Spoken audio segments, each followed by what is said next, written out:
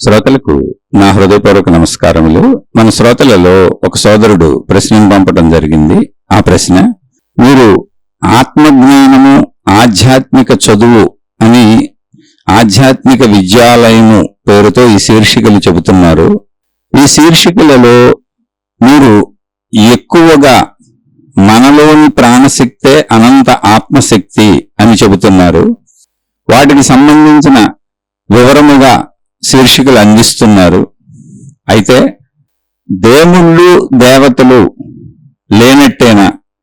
ఆత్మశక్తే నిజమైతే, మన ప్రాణశక్తే అనంత ఆత్మశక్తి అయితే దేవుళ్ళు దేవతలు ఉన్నారా లేరా? ఒకవేళ లేకపోతే ఇంతమంది దేవుళ్ళు దేవతలతో ఆరాధనలు ఎందుకు వచ్చినాయి? ఇన్ని మతాలు ఎందుకు వచ్చినాయి? ఒకవేళ ఉంటే అప్పుడు ఆత్మశక్తి ఎలా నిరూపణ అవుతుంది, నిజమవుతుంది? అది మన ప్రాణశక్తే ఆత్మశక్తి అనేది ఎలా నిరూపణగా నిలబడుతుంది? ఇది వీరి సందేహం అండి. ఇంకా వీరు ప్రశ్నలో సృష్టి గూర్చిన అనేక విషయాలు అడిగారు. అది కొంచెం ప్రశ్నగా చదవటానికి కన్వీనియంట్గా లేదు. అందుకని ప్రశ్న భాగం వరకు కొంతమందికి అర్థమయ్యేలా తీసుకొని చెప్పాను. వారి సందేహాలు చాలా సృష్టి గురించి కూడా అడిగారు. అవన్నీ కలిపి అర్థమయ్యేలా మాట్లాడుకుందాం. ఇందులో మెయిన్ ఏంటి అంటే, దేవుళ్ళు దేవతలు అసలు ఉన్నారా లేరా? అది వారి యొక్క మెయిన్ సందేహం. అంటే దేవుళ్ళు దేవతలు లేరు అని అసలు నేను ఎప్పుడూ చెప్పలేదు, చెప్పను కూడా. ఎందుకనంటే దేవుళ్ళు దేవతల దాకా అక్కర్లు. అసలు సృష్టి ఉంది ఎక్కడ? సృష్టి నిజమే, శరీరం నిజమే అని చెబుతున్నా నేను. సృష్టి ఉంది, మనుషులు ఉన్నాం, వృక్షాలు ఉన్నాయి, జంతువులు అసలు ఎన్ని రకాలు ఉన్నాయో తెలీదు.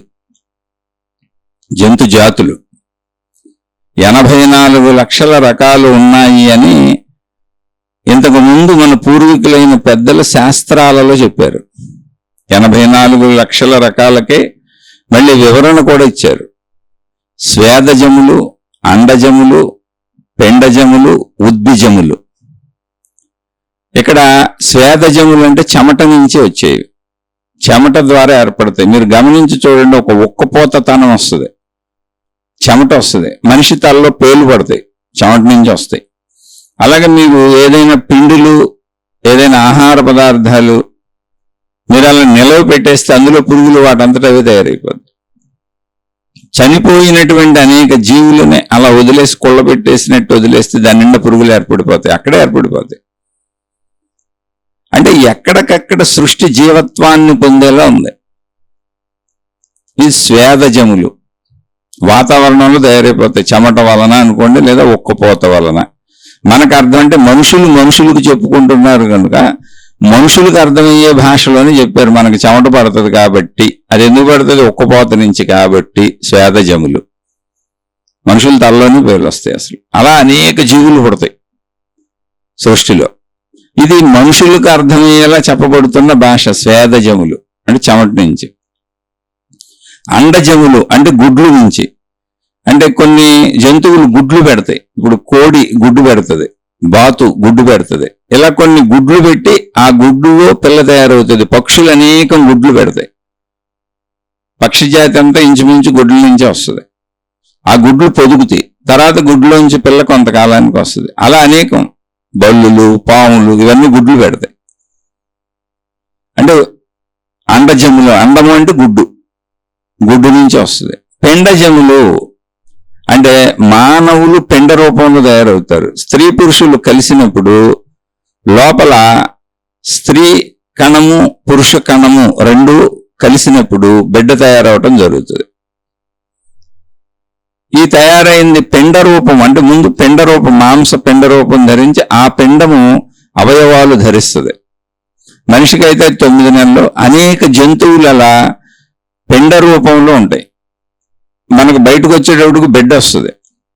మీరు చూడండి, ఆవులు, గేదెలు, మేకలు, అనేక రకాల జంతువులు స్త్రీ పురుష సంయోగం ఉన్న జంతువులు. అవన్నీ డైరెక్ట్ పిల్లల్ని కంటాయి. డైరెక్ట్ గా పిల్లల్ని కనేవన్నీ పెండజములు. ఉద్భిజములు. ఉద్భిజములు అంటే మొలకెత్తేవి, విత్తనము మొలకెత్తుద్ది. ఉద్భిజములన్నీ మొక్కల జాతుల కింద వస్తాయి. అలాగే పిండజములు కొన్ని ఉన్నాయి. అండజములు అంటే పిండజములు అంటే మానవుడిగా బిడ్డ బయటకు వస్తుంది మాతృగర్భంలోంచి, అది జంతువైనా మనిషి అయినా డైరెక్ట్ బిడ్డ బయటకు వచ్చేయటం పిండజములు. అండజములు ముందు గుడ్డు వస్తుంది, ఆ గుడ్డును పగల కొట్టుకొని బిడ్డ బయటకు వస్తుంది. పక్షులు, కోళ్ళు, అలా కొన్ని రకాల జంతువులు ఉన్నాయి. స్వేదజములు వాటంతటవి తయారైపోతాయి. స్వేదజములు అంటే ఒకటే, ఒక ఒక్కపోతతనంలోంచి వాతావరణంలోంచి ఒక ఒక్కపోతలో వాటంతటవి పుట్టుకొచ్చేస్తాయి వాతావరణంలో. మీరు పిండి పెడితే పిండిలో పిండి పురుగులు వచ్చేస్తాయి, బియ్యంలో బియ్య పురుగులు వచ్చేస్తాయి. సేమ్ బియ్యం లాగానే ఉంటాయి. ఎందులో వచ్చిన పురుగులు అలాగే ఉంటాయి. అలాగే మీరు ఎక్కడన్నా ఒక పదార్థాన్ని కొల్లబెట్టినా లేదా జంతువుల్ని వాటిని అలా పడేసి వదిలేసిన అవి కుళ్ళిపోయినాక వాటిలోనే పురుగులు తయారైపోతాయి. మళ్ళీ ఆ పురుగులు దాన్నే తినేస్తుంటాయి. ఎందుకు? మీరు పాల ప్యాకెట్లు కత్తిరించుకొని పాలు వాడుకొని కొద్దిగా పాలు అడుగున నిలవుండి పాల ప్యాకెట్లు పక్కన పెడితే ఆ పాలు నిలవుండిపోయినటువంటి పాలతో పాల రంగులో పురుగులు తయారైపోతాయి. అంటే సృష్టి అంతా శక్తి జీవత్వాన్ని పొందేస్తుంది, ఘనత్వాన్ని, రూపాన్ని పొందుతుంది. అది అక్కడ ఉద్దేశం, జరుగుతున్నది అది. అంటే సృష్టి ఎక్కడ పెడితే అక్కడ, ఎలా పెడితే అలా రూపధారణ చేసేస్తుంది. మొత్తం శక్తిమయం ఉన్నదంతా. ఇలా సృష్టి జరుగుతున్నప్పుడు ఈ జంతువులు ఉన్నప్పుడు ఈ జంతువులకి, ఈ వృక్షములకి, అంటే భూమి మీద మానవులకి మనకు కనపడేవి. అలాగే కొండలు, గుట్టలు, నదులు, సముద్రాలు, పంచభూతములు అన్నారు. ఆకాశము, వాయువు, తేజస్సు లేదా అగ్ని, నీరు, భూమి, ఇవన్నీ మనకు కనపడుతున్నాయిగా. అసలు జంతువులలో ఒకప్పుడు 84 చెప్పారు, ఇప్పుడు అసలు మిలియన్లు ఇంకా కనుగొంటున్నారు. బ్యాక్టీరియాలు ఉన్నాయి, రకరకాలు ఉన్నాయని ఇంకా జంతువులు కనుగొంటానే ఉన్నారు. కొత్త కొత్త ఆవిష్కరిస్తున్నాయి, అంటే సృష్టిలో ఉద్భవిస్తున్నాయి. అప్పటికి మహాత్ములు చెప్పేటప్పటికి 84 లక్షల వెరైటీలు ఉద్భవించి ఉండవచ్చు. ఇది ఇన్ని రకాలుగా ఉద్భవిస్తాయి. ఒకటి ఉద్భిజములన్నీ మొక్కల జాతి, మిగిలినంతా జంతు జాతి. స్వేదజములు, అండజములు, పిండజములు, అందులో మానవ జాతి. మానవ జాతిని కూడా జంతు జాతిలోనే కలిపారు. జంతువునాం నరజన్మ దుర్లభం అన్నారు. జంతువులలో నరుడు అనేటువంటి జన్మ రావటము దుర్లభం, అంటే అసాధ్యము అన్నారు. ఇది గమనించుకుంటూ వస్తే మన కంటికి కనపడనంత సూక్ష్మ క్రిములు బోర్డు ఉన్నాయి. వైరస్ క్రిములు, బ్యాక్టీరియా అంటారు వాటిని, సూక్ష్మ క్రిములు. ఎంత సూక్ష్మమైనవి ఇవి అంటే, మనకి ఈ మధ్య అందరికీ బాగా తెలిసింది కరోనా. కరోనా అనేది అందరూ విన్నారు, ప్రపంచం మొత్తం ఇంట్లో దాక్కుంది, కోట్ల మంది చనిపోయారు. అది ఎంత వైరస్ క్రిమి అంటే, ఒక సూది కొన మీద లేదా ఒక పున్నీసు కొన మీద, అంటే కొన మీద, ఎడ్జి మీద, లేదా ఒక గుండు సూది ఎడ్జి మీద, కొన మీద 1,00,000 క్రిములు వాలగలవంట అక్కడ. అంటే నుంచోగలవు. ఒక కొమ్మ మీద పక్షులు వాలినట్టుగా, మనం పక్షులు చెట్ల కొమ్మల మీద వాలినట్టు చూస్తుంటాం.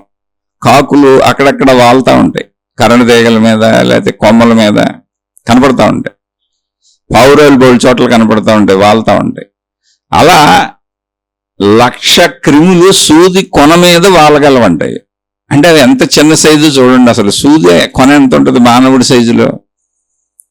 గుండు సూది కొన ఎంత ఉంటుంది, పిన్నీసు కొన ఎంత ఉంటుంది, లేదా మామూలు బట్టలు కొట్టుకునే సూది కొన ఎంత ఉంటుంది?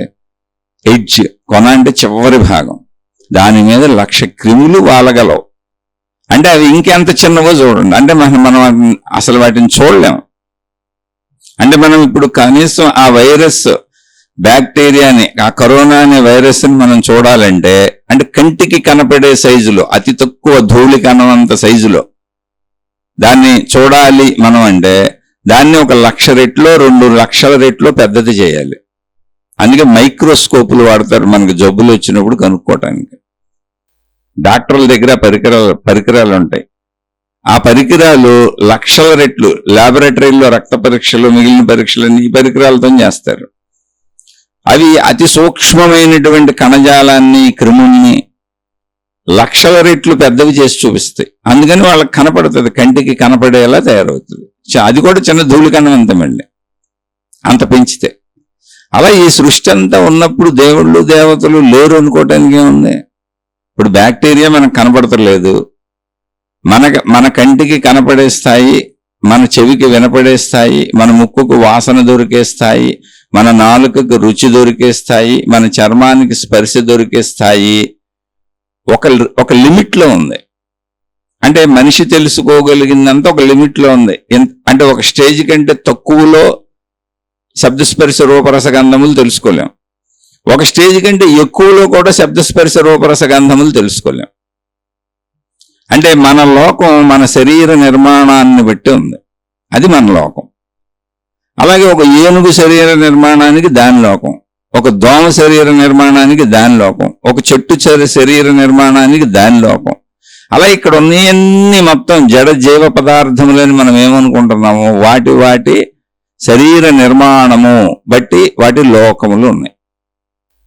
అందులో ఆ శరీర నిర్మాణంలో జడ పదార్థములని మనం అనుకున్న వాటికి ఇంద్రియములు లేవు, కాబట్టి వాటిని జడములు అన్నాం. రాళ్ళు, నీళ్లు, మొత్తం పంచభూతాలన్నీ చూడండి, మనకి కళ్ళు ముక్కు చెవులతో ఉండవయి ఉన్నాయి. కానీ మనం ఊరికనే జడములు అని మనిషి అన్నాడు, కానీ మొత్తం శక్తి స్వరూపములే. శక్తి అనేక రూపధారణలు చేసింది, పంచభూతాలుగా, రాళ్లుగా, రప్పలుగా, కొండలుగా, గుట్టలుగా, జంతువులుగా, అనేక రకాల క్రిములుగా. ఎంత సూక్ష్మమైన క్రిమి అంటే ఇంకా అంతకంటే చిన్నది లేదు. అనోరణీయాన్ అంటే అణువులలోకెల్లా, చిన్నవాటిలోకెల్లా అతి చిన్నమైనది, సూక్ష్మమైనది ఆత్మశక్తి. ఇంకా ఎంత సూక్ష్మత అంటే అది ఆకాశతత్వం. అది చూస్తే అక్కడ ఏమి లేనట్టు అనిపిస్తుంది, కానీ అది శక్తి ఉంది, అక్కడ శక్తి ఉంది. కానీ మానవుడి కంటికి కనపడదు, మానవుడు సూక్ష్మమైనవి చూడలేడు. బ్యాక్టీరియాని చూడలేకపోతున్నాం మనం. ఇప్పుడు మనం చూడలేకపోతున్నాం అని బ్యాక్టీరియా లేదంటామా? బ్యాక్టీరియా ఉంది అక్కడ. ఒకటి కాదు, రెండు కాదు, లక్షల కోట్ల రకాల బ్యాక్టీరియా ఉంది. మనం చూడగలిగింది దోమ నుంచి, చీమ నుంచి మనం చూడగలుగుతున్నాం. అందుకని మనం అక్కడ వరకు అవి ఉన్నాం అనుకుంటున్నాం. ఇప్పుడు మిగిలిన బ్యాక్టీరియా మన మీద వాలినా, మనలో తిరుగుతున్నా, మన చుట్టూ పోతున్నా, మన లోపలికి ప్రవేశించి జబ్బులు వచ్చినా మనకు తెలియదు. వైరల్ ఫీవర్ వచ్చింది బ్యాక్టీరియా అంటారు, ఇన్ఫెక్షన్ వచ్చింది బ్యాక్టీరియా అంటారు, యాంటీబయాటిక్ టాబ్లెట్లు ఇస్తారు. కానీ ఆ బ్యాక్టీరియా లోపలికి ఎలా వెళ్ళిందో అసలు మనకు తెలియదు. ఎందుకని? అంత సూక్ష్మమైనది మనం గ్రహించట్లేదు. అదే దోమ వాలింది అనుకో చంపేస్తాం, అదే దోమ ముక్కులోకి చెవులోకి దూరం చంపేస్తాం, చెవులు వెళ్తే చంపేస్తాం. ఎందుకని? అవి తెలుస్తున్నాయి.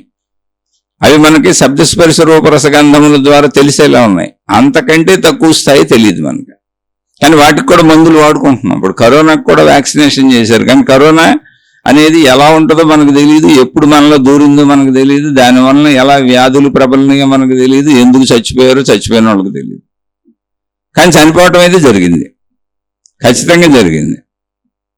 ఎంతోమంది, కొంతమంది బయటపడ్డారు. మనం నిత్యం వాడుకునే మందులు ఇవే. మనకు తెలియకుండా లోపల ప్రవేశించినటువంటి అనేక జీవుల్ని చంపడానికి మనలో ఉన్న కణజాలము ప్రయత్నిస్తూ ఉంటది, ఈ మందులు కూడా. అంటే ఇది ఎందుకు చెబుతున్నానంటే, అతి తక్కువ స్థాయిలో ఉన్న బ్యాక్టీరియా లాంటి జీవుల్ని ఎలా చూడలేకపోతున్నామో, అలాగే దేవుళ్ళు దేవతలు అనే స్థాయి మన శరీర పదార్థ స్థాయి కాదు, మనకు పై స్థాయి. మనకు పై స్థాయిని కూడా మనం చూడలేం. శరీర స్థాయిలో మనకు మానవుడికి ఇవ్వబడిన పరిమితిలోనే చూడగలుగుతాం. ఒక పరిమితి ఉంది, కిందకి, తక్కువకి, ఎక్కువకి. ఆ పరిమితిలోనే చూడగలం, ఆ పరిమితిలోనే వినగలం, ఆ పరిమితిలోనే వాసన చూడగలం, ఆ పరిమితిలోనే రుచులు తెలుసుకోగలం, ఆ పరిమితిలోనే స్పర్శలు తెలుసుకోగలం. అలా మన పరిమితికి దాటినటువంటి ఘన పదార్థము లేనటువంటి శక్తి స్వరూపులు దేవుళ్ళు దేవతలు, శక్తి స్వరూపులు. ఇప్పుడు ఆకాశం అంతా శక్తి స్వరూపమే, మనకు కనపడతలేదుగా. మరి దేవుళ్ళు దేవతలు ఎటువంటి శక్తి స్వరూపులు?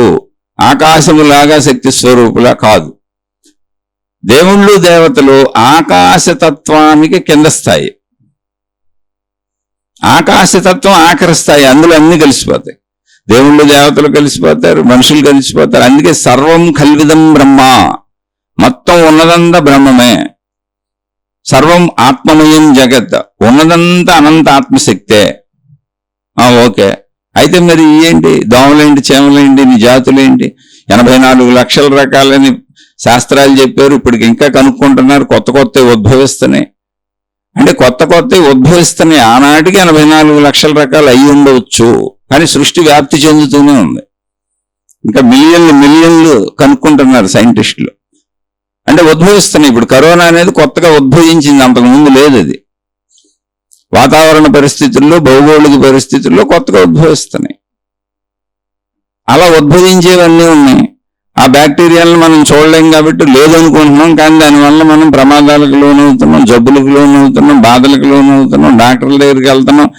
వాటిని కనుగొని చూసే పరికరాలన్నీ రక్త పరీక్షలు, కళ్ళు పరీక్షలు, మూత్ర పరీక్షలు, మల పరీక్షలు, అనేక రకాల పరీక్షలు చేసి మన అవయవాల్లో, మన శరీరంలో ఎటువంటి బ్యాక్టీరియా ప్రవేశించింది, దానివల్ల ఎటువంటి జబ్బు మనకు వచ్చింది నిర్ధారించి, ఆ నిర్ధారించబడిన జబ్బుకి ఆ బ్యాక్టీరియాను చంపడానికి ఎటువంటి మందులు ఇవ్వాలి అని ఇటువంటి చదువులు డాక్టర్లు చదువుకున్నారు, చదువుకుంటున్నారు, చదువుకుంటూనే ఉంటారు. ఇంకా కొత్త కొత్త ప్రయోగాలు పనిచేస్తానే ఉంటాయి, ప్రయోగాలు చేస్తానే ఉంటారు, కనిపెడతానే ఉంటారు. మళ్ళీ కొత్తగా వచ్చే వాటిని ఎదుర్కోవటానికి ఎప్పుడూ మానవ జాతి సంసిద్ధముగా ఉంటుంది. దాన్ని సైన్స్ అన్నారు.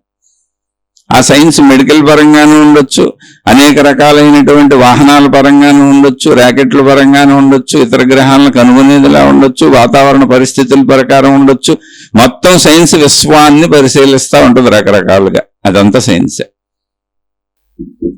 వీళ్ళందరూ పనిచేస్తూనే ఉంటారు. అయితే మరి మనకు కనపట్టలేదుగా, కాబట్టి లేవా? ఇప్పుడు మనం పగలు మనకి ఆకాశంలో ఏమీ కనపడదు. మనకు ఆకాశంలో పగలు ఏమీ కనపట్టలేదు కాబట్టి ఇంకా గ్రహాలు, గోళాలు, నక్షత్రాలు ఏమి లేవా అంటే కోటాను కోట్లు ఉన్నాయి, లెక్కలేని ఉన్నాయి, అసలు లెక్కించడానికి వీలు లేని ఉన్నాయి. అందులో ఒక్కటే మన భూమి అనేది. భూమి కంటే కొన్ని 100 రెట్లు పెద్దవి ఉన్నాయి, చిన్నవి ఉన్నాయి, లెక్కలేని ఉన్నాయి, లెక్కించడానికి అనువు కాదు. మరి వాటి పరిస్థితి ఇంకా వాటిలో జీవరాశి ఉందా తెలీదు, మనిషి తెలుసుకోలేడు. ప్రయత్నిస్తున్నారు. చంద్రుడి వరకు వెళ్ళగలిగారు మనుషులు, అంతే, మిగిలిన తెలియదు. అంటే తెలిసే శక్తి మానవ శరీరానికి లేదు. కన్ను కొంతవరకే చూడగలదు, చెవి కొంతవరకే వినగలదు, ముక్కు కొంతవరకే వాసన చూడగలదు, నాలుక కొంత స్థితిలో రుచి తెలుసుకోగలదు, చర్మము కొంతవరకు స్పర్శలు పొందగలదు. ఇప్పుడు బ్యాక్టీరియా స్పర్శలు, సూక్ష్మక్రిముల స్పర్శలు మనకు తెలియదు, కానీ అవి కోటాను కోట్ల జాతులు ఉన్నాయి, రకాలు ఉన్నాయి. అవన్నీ సైన్స్లో వెళ్ళి డాక్టర్లు అదే చదువుకుంటారు, చదువుకొని మనకు వైద్యం చేస్తారు. కాబట్టి మనం చూడలేకపోతున్నాం కాబట్టి సూక్ష్మక్రిములైన బ్యాక్టీరియా లేదా అంటే ఉంది కదా. అలాగే మనం చూడగలుగుతున్న సృష్టి అంత ఉంది కదా. అలాగే దేవుళ్ళు, దేవతలు మన పై స్థాయిలో, మనకంటే పై స్థాయిలో ఉన్నటువంటి శక్తి స్వరూపులు. ఇదంతా శక్తే, మనం శక్తి స్వరూపులమే. బ్యాక్టీరియా శక్తే, వృక్షజాతులు శక్తే, మొత్తం జంతు జాతులు శక్తే. శక్తి రూపధారణ చేసుకుంటున్నది. ఇందాక చెప్పాను, పాల ప్యాకెట్లు అక్కడ పడేస్తే పాల ప్యాకెట్లో పురుగులు తయారైపోతాయి. మీరు ఏదైనా సరే పదార్థాలను అక్కడ పడేస్తే అవి పురుగులు తయారైపోతాయి. అందుకే అన్నింటినీ చెత్త అంతా మనం ఏరేసి దూరంగా తీసుకెళ్లి కాల్చేయటము, పూర్తి చేయటము చేస్తూ ఉంటారు. మనిషి ఆఖరికి చనిపోయిన మనిషిని అలా వదిలేస్తే పురుగులు తయారైపోతాయి మనిషి లోపలే. ఆ పురుగులు ఆ శరీరాన్ని తినేస్తాయి. పిండిల్లో, మనం పదార్థాల్లో అన్నింటిలో పురుగులు ఉంటాయి. మనం కొనుక్కున్న కాయగూరలో ఆల్రెడీ పురుగులు ఉంటాయి. కోసుకు తింటాం, పురుగులను పక్కన పడేసి పిచ్చిపోయినవి తీసేసి తింటా ఉంటాం. మనం కొనుక్కునే అనేక పళ్ళలో పురుగులు ఉంటాయి. అంటే ఏంటి, జీవము అక్కడక్కడే తయారైపోతుంది, ఎక్కడో కాదు. ఇప్పుడు మనుషులు ఎలా పుట్టారు? తల్లిదండ్రులు కలిస్తే పిల్లలు పుడుతున్నారు. ఎక్కడి నుంచి పుడుతున్నారు?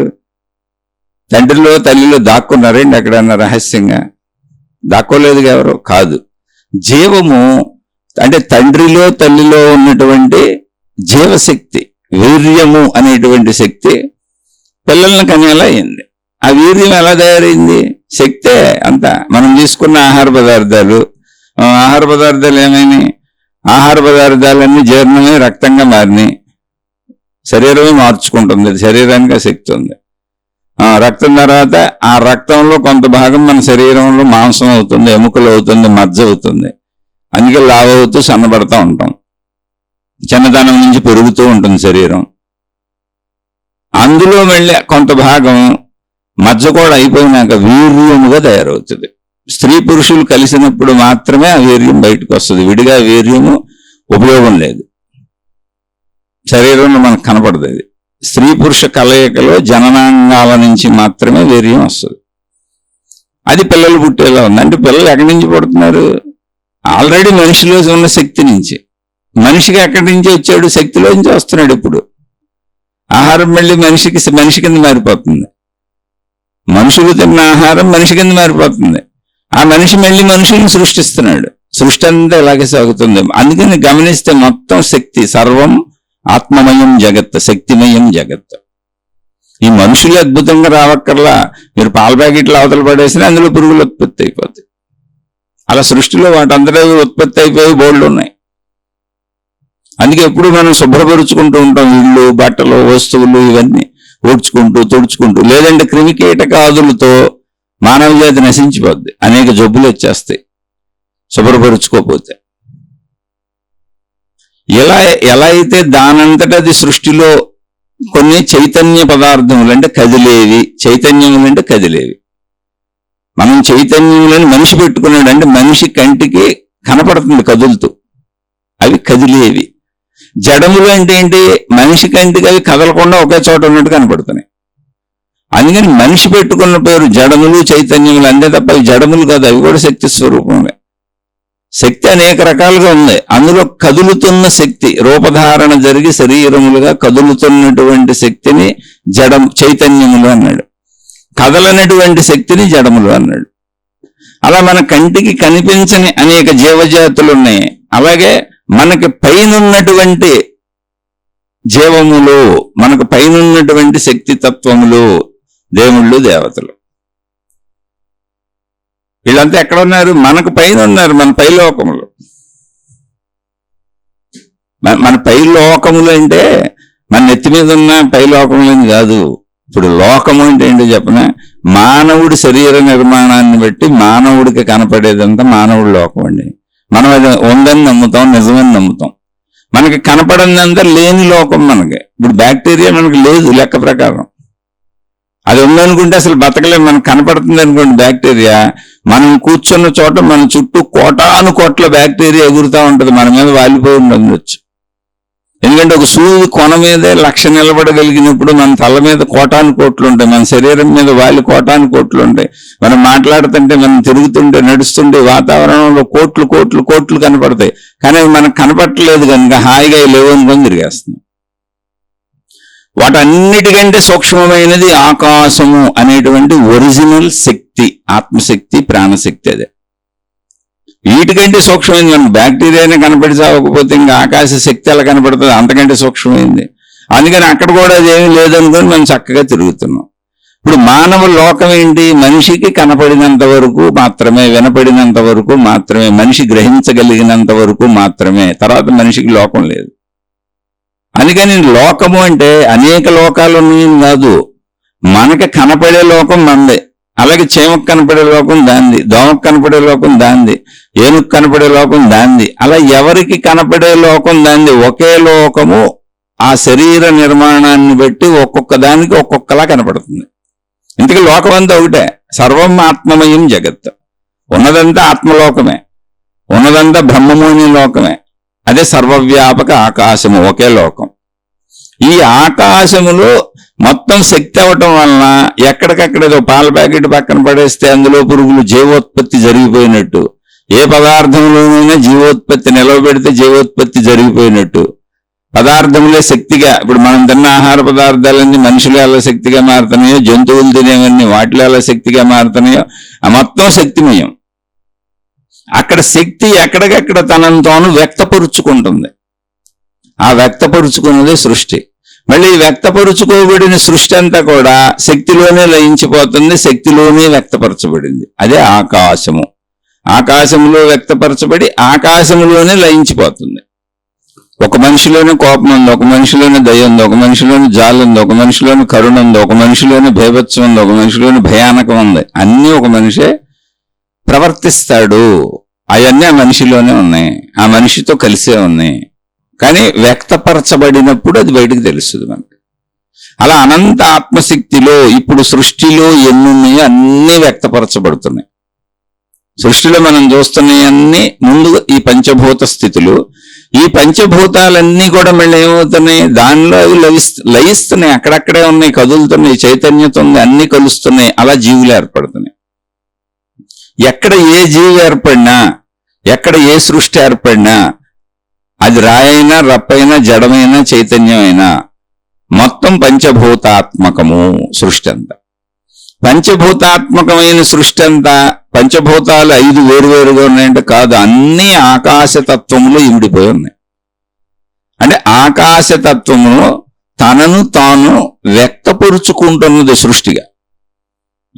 అలా వ్యక్తపరుచుకోవడానికి దానికి పంచభూతాత్మకమైనటువంటి 5 శక్తులు అది తనలో తాను కలిగి ఉన్నది.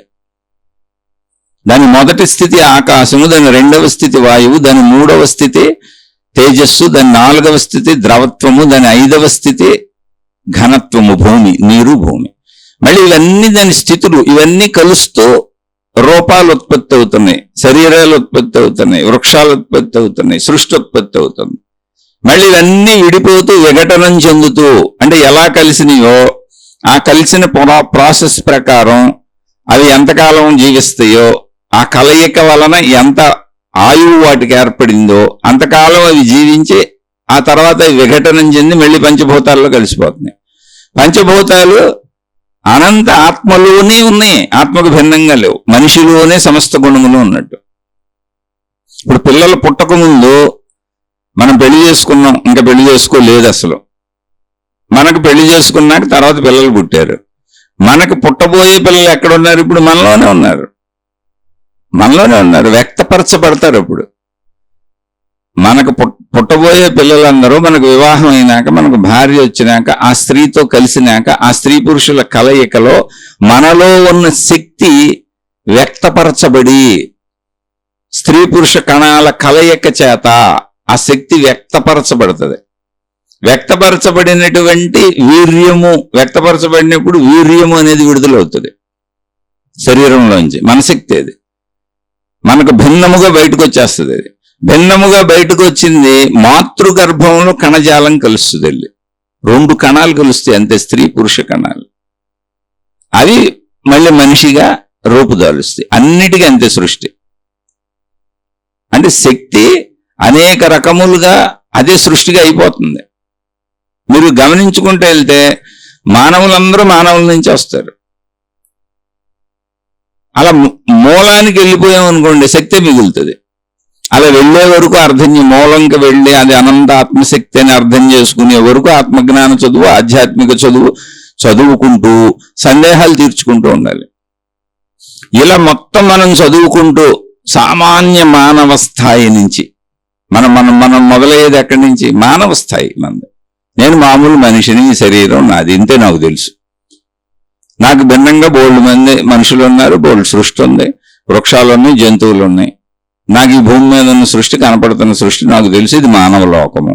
మానవ లోకంలో నాకు దోమచేమ కాడి నుంచి కనపడుతున్నాయి, అంతకంటే చిన్నవి నాకు తెలీదు. అలాగే కొండలు, గుట్టలు, నదులు, పర్వతాలు, సముద్రాలు కనపడుతున్నాయి, అంతకంటే పెద్దవి నాకు తెలియదు. ఇంకా నేను చూడలేనిది ఏముందో నాకు తెలియదు. ఇది మానవ లోకం. అలాగే మానవ లోకం నాకెలాగో మనకు భూమి మీద కనపడుతున్న అన్ని జీవరాశులకి వాటి శరీర నిర్మాణమును బట్టి వాటి లోకం వాటికి ఉంది. వృక్షాలతో వృక్షలోకం, చేమలది చేమలోకం, దోమలు దోమలోకం, ఏనుగుది ఏనుగు లోకం, అలా కుక్కది కుక్కలోకం, పిల్లిది పిల్లి లోకం, ఎలుకది ఎలుక లోకం. అందుకని లోకములు వేరువేరుగా లేవు. శరీర నిర్మాణములో ఈ ఒకే లోకమును అవి అలా భావించుకుంటున్నాయి వాటికున్న ఇంద్రియములను బట్టి, శరీరమును బట్టి. ఉన్నది ఒకటే లోకం, అదే ఆకాశ లోకము. ఉన్నదంతా ఆకాశ శక్తి. సర్వం ఆత్మమయం జగత్, సర్వం కల్విదం బ్రహ్మ. మొత్తం అంతా బ్రహ్మమయమే, ఉన్నదదే. అందులో ఏర్పడిన జీవులు శరీర నిర్మాణాన్ని బట్టి, వాటికి ఉన్న ఇంద్రియములను బట్టి అవి లోకమును భావించుకుంటున్నాయి అంతే. అంటే ఇవన్నీ భావనా లోకములు, శరీరాన్ని నిర్మాణాన్ని బట్టి. కాబట్టి మహాత్ములు ఈ విషయాన్ని గ్రహించి ఏం చెప్పారు? లోకా సమస్త సుఖినో భవంతు అన్నారు. అంటే ఎవరి కాళ్ళు భావించుకునే లోకాలు ఇవి అంతే తప్ప అనేక లోకాలు ఉన్నాయని కాదు. ఉన్నదంతా ఒకటే ఆకాశ లోకము. అందులో ఎన్నైనా ఏర్పడినా ఉన్నాయి. ఎన్ని జంతువులు ఏర్పడితే అన్ని లోకాలు, ఎన్ని రకాల జీవరాశులు ఏర్పడితే అన్ని లోకాలు, ఎన్ని రకాల గ్రహగోళ నక్షత్రములు ఏర్పడితే అన్ని లోకాలు. అవి ఎన్ని లోకాలు? అంతులేనన్ని లోకాలు. అసలు అంతు లేనన్ని లోకాలు. ఇది మన మానవ లోకం, మానవులుగా మనం మాట్లాడుకుంటున్నాం. అందుకని సామాన్య మానవ స్థాయి నుంచి, సామాన్య మానవ స్థాయి ఏంటండి, నాకు అసలు ఏమీ తెలియదు, ఈ శరీరం నేను అంతే, నాకు కనబడుతున్న లోకం ఇది. ఇక్కడి నుంచి ఆకాశలోకము వరకు మొత్తం సర్వం ఆత్మమయం జగత్ అనే వరకు ఒక మనిషి ప్రయాణించడానికి వీలుగా, మనిషికి ఎన్ని రకాల సందేహాలు వస్తాయి, ఎన్ని రకాల మానసిక పరిధులు దాటుకుంటూ, జ్ఞాన పరిధులు దాటుకుంటూ వెళ్ళాలి, జ్ఞానాభివృద్ధి చేసుకుంటూ వెళ్ళాలి, శరీర పరిధిని దాటుకుంటూ వెళ్ళాలి. ఎక్కడి వరకు? ఆకాశ లోకము వరకు. సర్వవ్యాపక ఏక ఆకాశం, అది ఒకటే, అది ఆ లోకం. ఆ లోకమే జీవరాశులకు అనేకంగా కనపడుతుంది, దేన్ని బట్టి దానికి. ఏ శరీర నిర్మాణానికి ఆ లోకంలో కనపడుతుంది, కానీ అది ఒకటే లోకం, ఆకాశ లోకం అంతే, ఇంకేం లేదు, ఇంకో లోకం లేదు ఇక్కడ. అక్కడ వరకు ఆకాశతత్వములో ఇమిడిపోయి ఆకాశలోకమును భావన చేసి ఉన్నది ఒకటే అని తెలుసుకునే వరకు ఒక సామాన్య మానవుడు ప్రయాణించటానికి వీలుగా. మానవ జాతి ఎప్పుడు మొదలైంది అసలు మనకు తెలియదు, ఎందుకంటే మొదలు చెప్పకూడదు, చివర చెప్పకూడదు. మొదలు చివర చెప్పేవాళ్ళు ఎవరైనా తెలివి తక్కువ వాళ్ళు. ఎందుకు తెలివి తక్కువ వాళ్ళు అంటున్నాను అంటే, ఎవరైనా చెప్పుంటే, ఒకవేళ మహాత్ములు ఎవరైనా నన్ను క్షమించండి, నేను ఎవరినో అనాలని ఉద్దేశం కాదు, లాజికల్ గా ఆలోచించినప్పుడు ఇక్కడ ఉన్నది ఎప్పుడు శక్తి, ఒక శక్తి. సైన్స్ చెబుతున్నా శక్తి ఉందని చెబుతుంది, ఆధ్యాత్మిక చెప్పినా శక్తి ఉందని చెప్పింది. ఆ శక్తికి సైన్స్ శక్తి ఎనర్జీ అని పిలిచింది, అంతే, ఊరుకుంది. దాని కాన్షియస్నెస్ అంది, అవేర్నెస్ అంది, ఎగ్జిస్టెన్స్ అంది.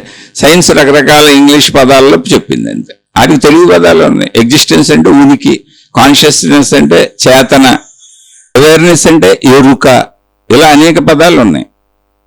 ఎవరికైనా ఇప్పుడు పదాలు మనకు అర్థం అవటానికి మనుషులు తయారు చేసుకున్న పదాలే తప్ప, ఈ పదాలను అర్థం చేసుకునేటప్పుడు ఉన్న అన్నింటికీ అర్థం ఒకటే, అది ఆకాశ స్వరూప శక్తి.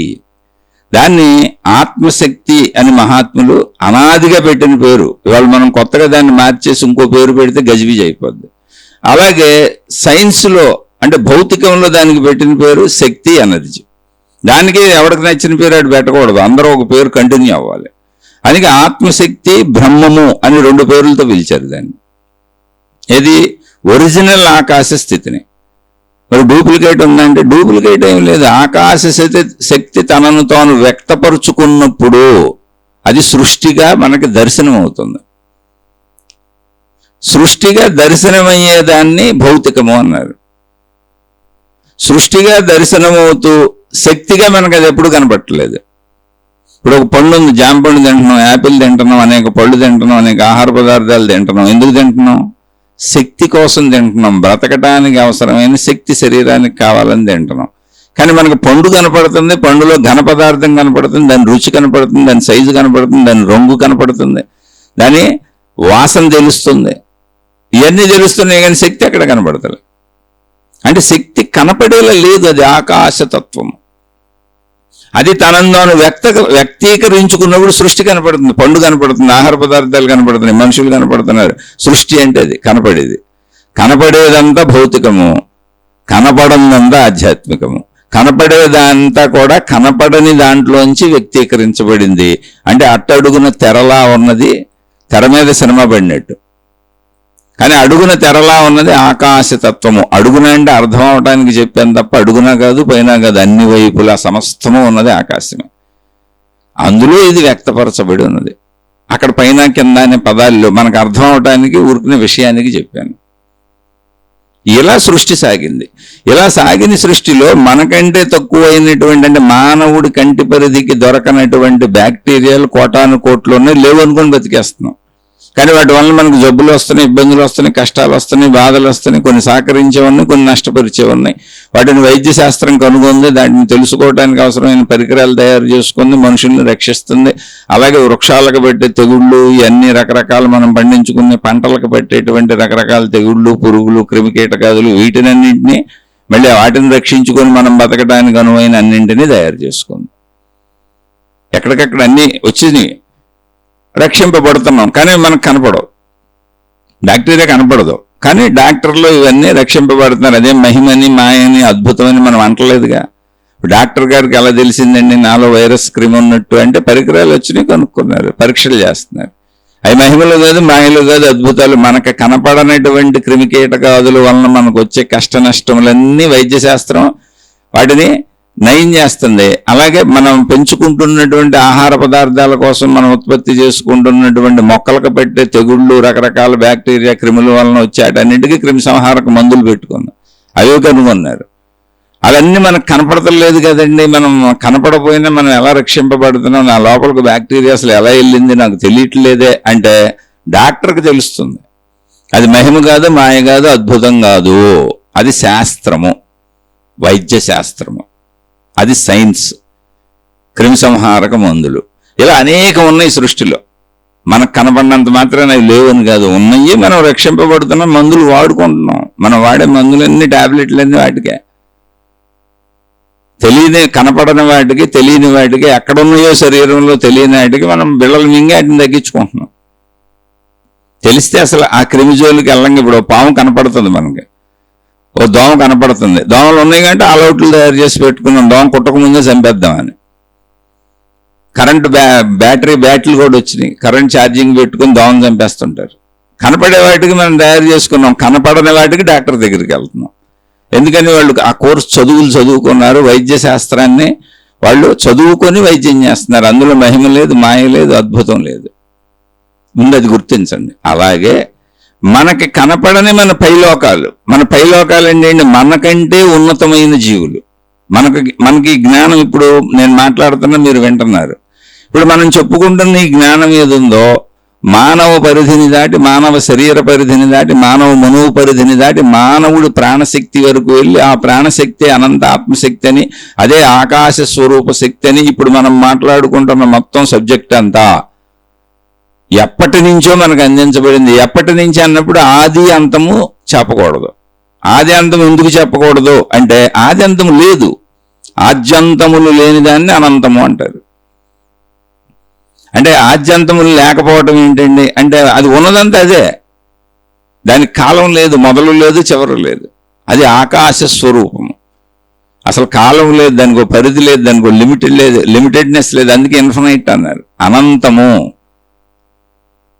అది అనంతము, మొదటి నుంచి ఉంది, శాశ్వతము, సర్వవ్యాపకము, దాని పేర్లేవి.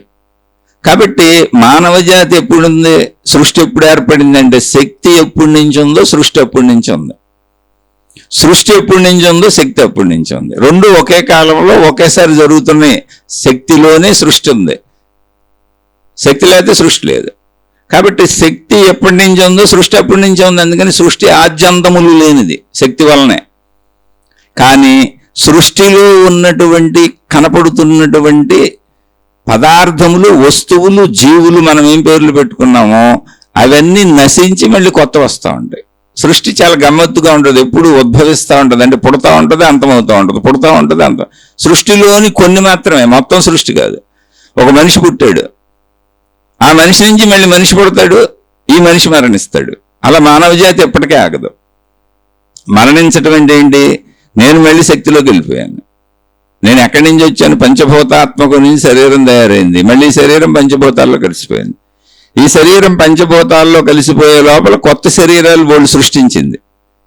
అదే మానవ జాతి ముందుకెళ్తుంది స్త్రీ పురుషులుగా. అలా వృక్షజాతి, జంతు జాతి అన్నీ అవి ఉండగా అనేకాటిని సృష్టించి అవి అంతమైపోతూ ఎప్పటికీ సృష్టి కొనసాగుతూనే ఉంది. ఇప్పుడు నా నుంచి నా పిల్లలు పుట్టారు, నా నుంచి పుట్టిన నా పిల్లలు నేనే అవుతానుగా. ఆత్మావై పుత్రనామాసి, నా స్వీయ ఆత్మయే నా పుత్రులుగా. పుత్ర అనే సంస్కృత పదానికి అర్థం కుమారుడు, కుమార్తె అని. నా పుత్రులుగా జన్మించింది నేనే. అంటే నా పుత్రుల రూపంలో తిరుగుతూ నేను నా రూపంలో కొంతకాలానికి మరణించాను. అంటే ఈ రూపాన్ని కోల్పోయి ఆ రూపం ధరించాను, నా పుత్రుల రూపం ధరించాను. మళ్ళీ నా పుత్రుల నుంచి వాళ్ళ పుత్రుల రూపం ధరించాను, ఆ పుత్ర రూపం కోల్పోయాను. అలా ఎప్పుడు కూడా గమ్మత్తుగా సృష్టి ఏం జరుగుతుందంటే ఒక రూపం ధరిస్తూ ఇంకో రూపాన్ని వదిలేస్తుంది. అక్కడ మనకు ఆయువు, కాలము ఇవన్నీ వచ్చి సృష్టి నిజమని అనిపిస్తుంది. ఆ తత్వం తెలుసుకుంటే, శక్తి తత్వం అర్థమైతే అప్పుడు మనకి ఇదంతా అర్థమవుతుంది. ఆ శక్తి తత్వం అర్థం అవటానికి అటు సైన్స్ పరిశోధన చేస్తుంది శక్తి పేరుతో, ఇటు ఆధ్యాత్మికము పరిశోధన చేస్తుంది, అనాదిగా జరుగుతుంది మనుషులే. సైన్సు భౌతికం మీద పరిశోధన చేస్తుంది, అంటే ఉన్న వాటిని పట్టుకొని వెళ్తుంది సైన్స్. వెళుతూ ఉన్న వాటికి చిట్ట చివరి వరకు పరిశీలించుకుంటూ వెళ్తే ఇవన్నీ చివరికి శక్తి అయిపోతున్నాయి అని చెబుతుంది. ఇప్పుడు ఉన్నవి కొండలు, గుట్టలు, నదులు, సముద్రాలు, మనుషులు, జంతువులు మొత్తం ఉన్న వాటిని పరిశీలిస్తుంది సైన్స్. అందుకని సైన్స్ భౌతికం నుంచి శక్తి వైపుకి వెళ్తుంది. పరిశీలిస్తే ఆఖరికి శక్తి మిగిలింది, శక్తి నుంచి ఇదంతా ఉద్భవించింది అనే దాన్ని సైన్స్ చెప్పింది. ఇంకా ప్రయోగాలు చేస్తూనే ఉంది, ఎప్పటికీ చేస్తూనే ఉంటుంది. ఎందుకని అనంత సృష్టి కదా ఇది. అలాగే సేమ్ ఆధ్యాత్మికతలో మహాత్ములు ఇదంతా ఏంటని వాళ్ళు ప్రయోగం చేశారు. ప్రయోగాలు చేసింది ఎక్కడ చేశారు? వాళ్ళు తమలో తాము చేశారు, తమ అంతర్గతంలో చేశారు. అంటే అసలు ఈ శరీరం ఏంటి, ఇది రావటం ఏంటి, ఇది పోవటం ఏంటి, ఇప్పుడు నేను ఉన్నప్పుడు నాకు ఆలోచనలు కలగటం ఏంటి, నేను నిద్రపోవటం ఏంటి, మళ్ళీ మెలకు రావటం ఏంటి, మనుషులు చనిపోవటం ఏంటి, చనిపోయిన మనిషికి లేవలేకపోవటం ఏంటి, ఆ మనిషిని మనం పూర్తి చేయటం కాల్ చేయటం ఏంటి, రెండు చేయకపోతే ఆ మనిషి కుళ్ళిపోవటం ఏంటి, పురుగులు పట్టడం ఏంటి, ఆ దుర్వాసన భరించలేకపోవటం ఏంటి, అలాగే బతికున్నప్పుడు మనిషిలో మళ్ళీ ఆ పురుగులు పట్టకపోవటం ఏంటి, దుర్వాసన రాకపోవటం ఏంటి, అంటే అప్పుడు శారీరక ప్రక్రియలన్నీ పనిచేస్తున్నాయి. ఇవన్నింటినీ పెట్టుకొని తమలో తాము తపస్సులు చేశారు. తమ అంతర్గతంలోకి వెళ్ళి తమ ప్రాణశక్తియే అనంతాత్మశక్తి అని తెలుసుకున్నారు. ఇది ఆధ్యాత్మికం. భౌతికంలో సైన్స్ ఉన్న వస్తువుల్ని, ఉన్న విషయాలని పట్టుకొని ప్రయాణిస్తూ శక్తిని కనుగొంటుంది. శక్తి అంటే వీటికి మూలం ఏంటి అని వెళ్ళినప్పుడు శక్తి తెలుస్తుంది. ఒక మనిషి తనకు మూలం ఏంటి సృష్టిగా అని తెలుసుకుంటానికి వెళ్ళినప్పుడు సృష్టి మూలం కూడా తెలిసిపోయింది. మొత్తం ఉన్నది ఒకటే శక్తి, ప్రాణశక్తి. నా ప్రాణశక్తి అనంతాత్మశక్తి, ఏకత్వ భావన వచ్చేస్తుంది అక్కడ. కనుక ఇది ఎప్పటి నుంచి అని చెప్పడానికి లేదు. సృష్టి శక్తి ఉన్నప్పటి నుంచి సృష్టి ఉంటుంది. ఎందుకని శక్తిలోనే సృష్టి ఉంది. శక్తి వ్యక్తీకరించుకున్నదే సృష్టి. సృష్టి ఉంది, శక్తి ఉంది, రెండు ఒకేసారి ఒకే సమయంలో ఒకే చోట ఉన్నాయి. శక్తి సర్వవ్యాపకము, సృష్టి సర్వవ్యాపకము. శక్తి అనంతము, సృష్టి అనంతము, అంటే మొత్తం సృష్టిగా. సృష్టిలో విభిన్నత సృష్టి ధర్మము. శక్తిలో, అనంతాత్మశక్తిలో ఏకత్వము దాని సత్యము. ఏకత్వం అది ఒకటిగానే ఉంది.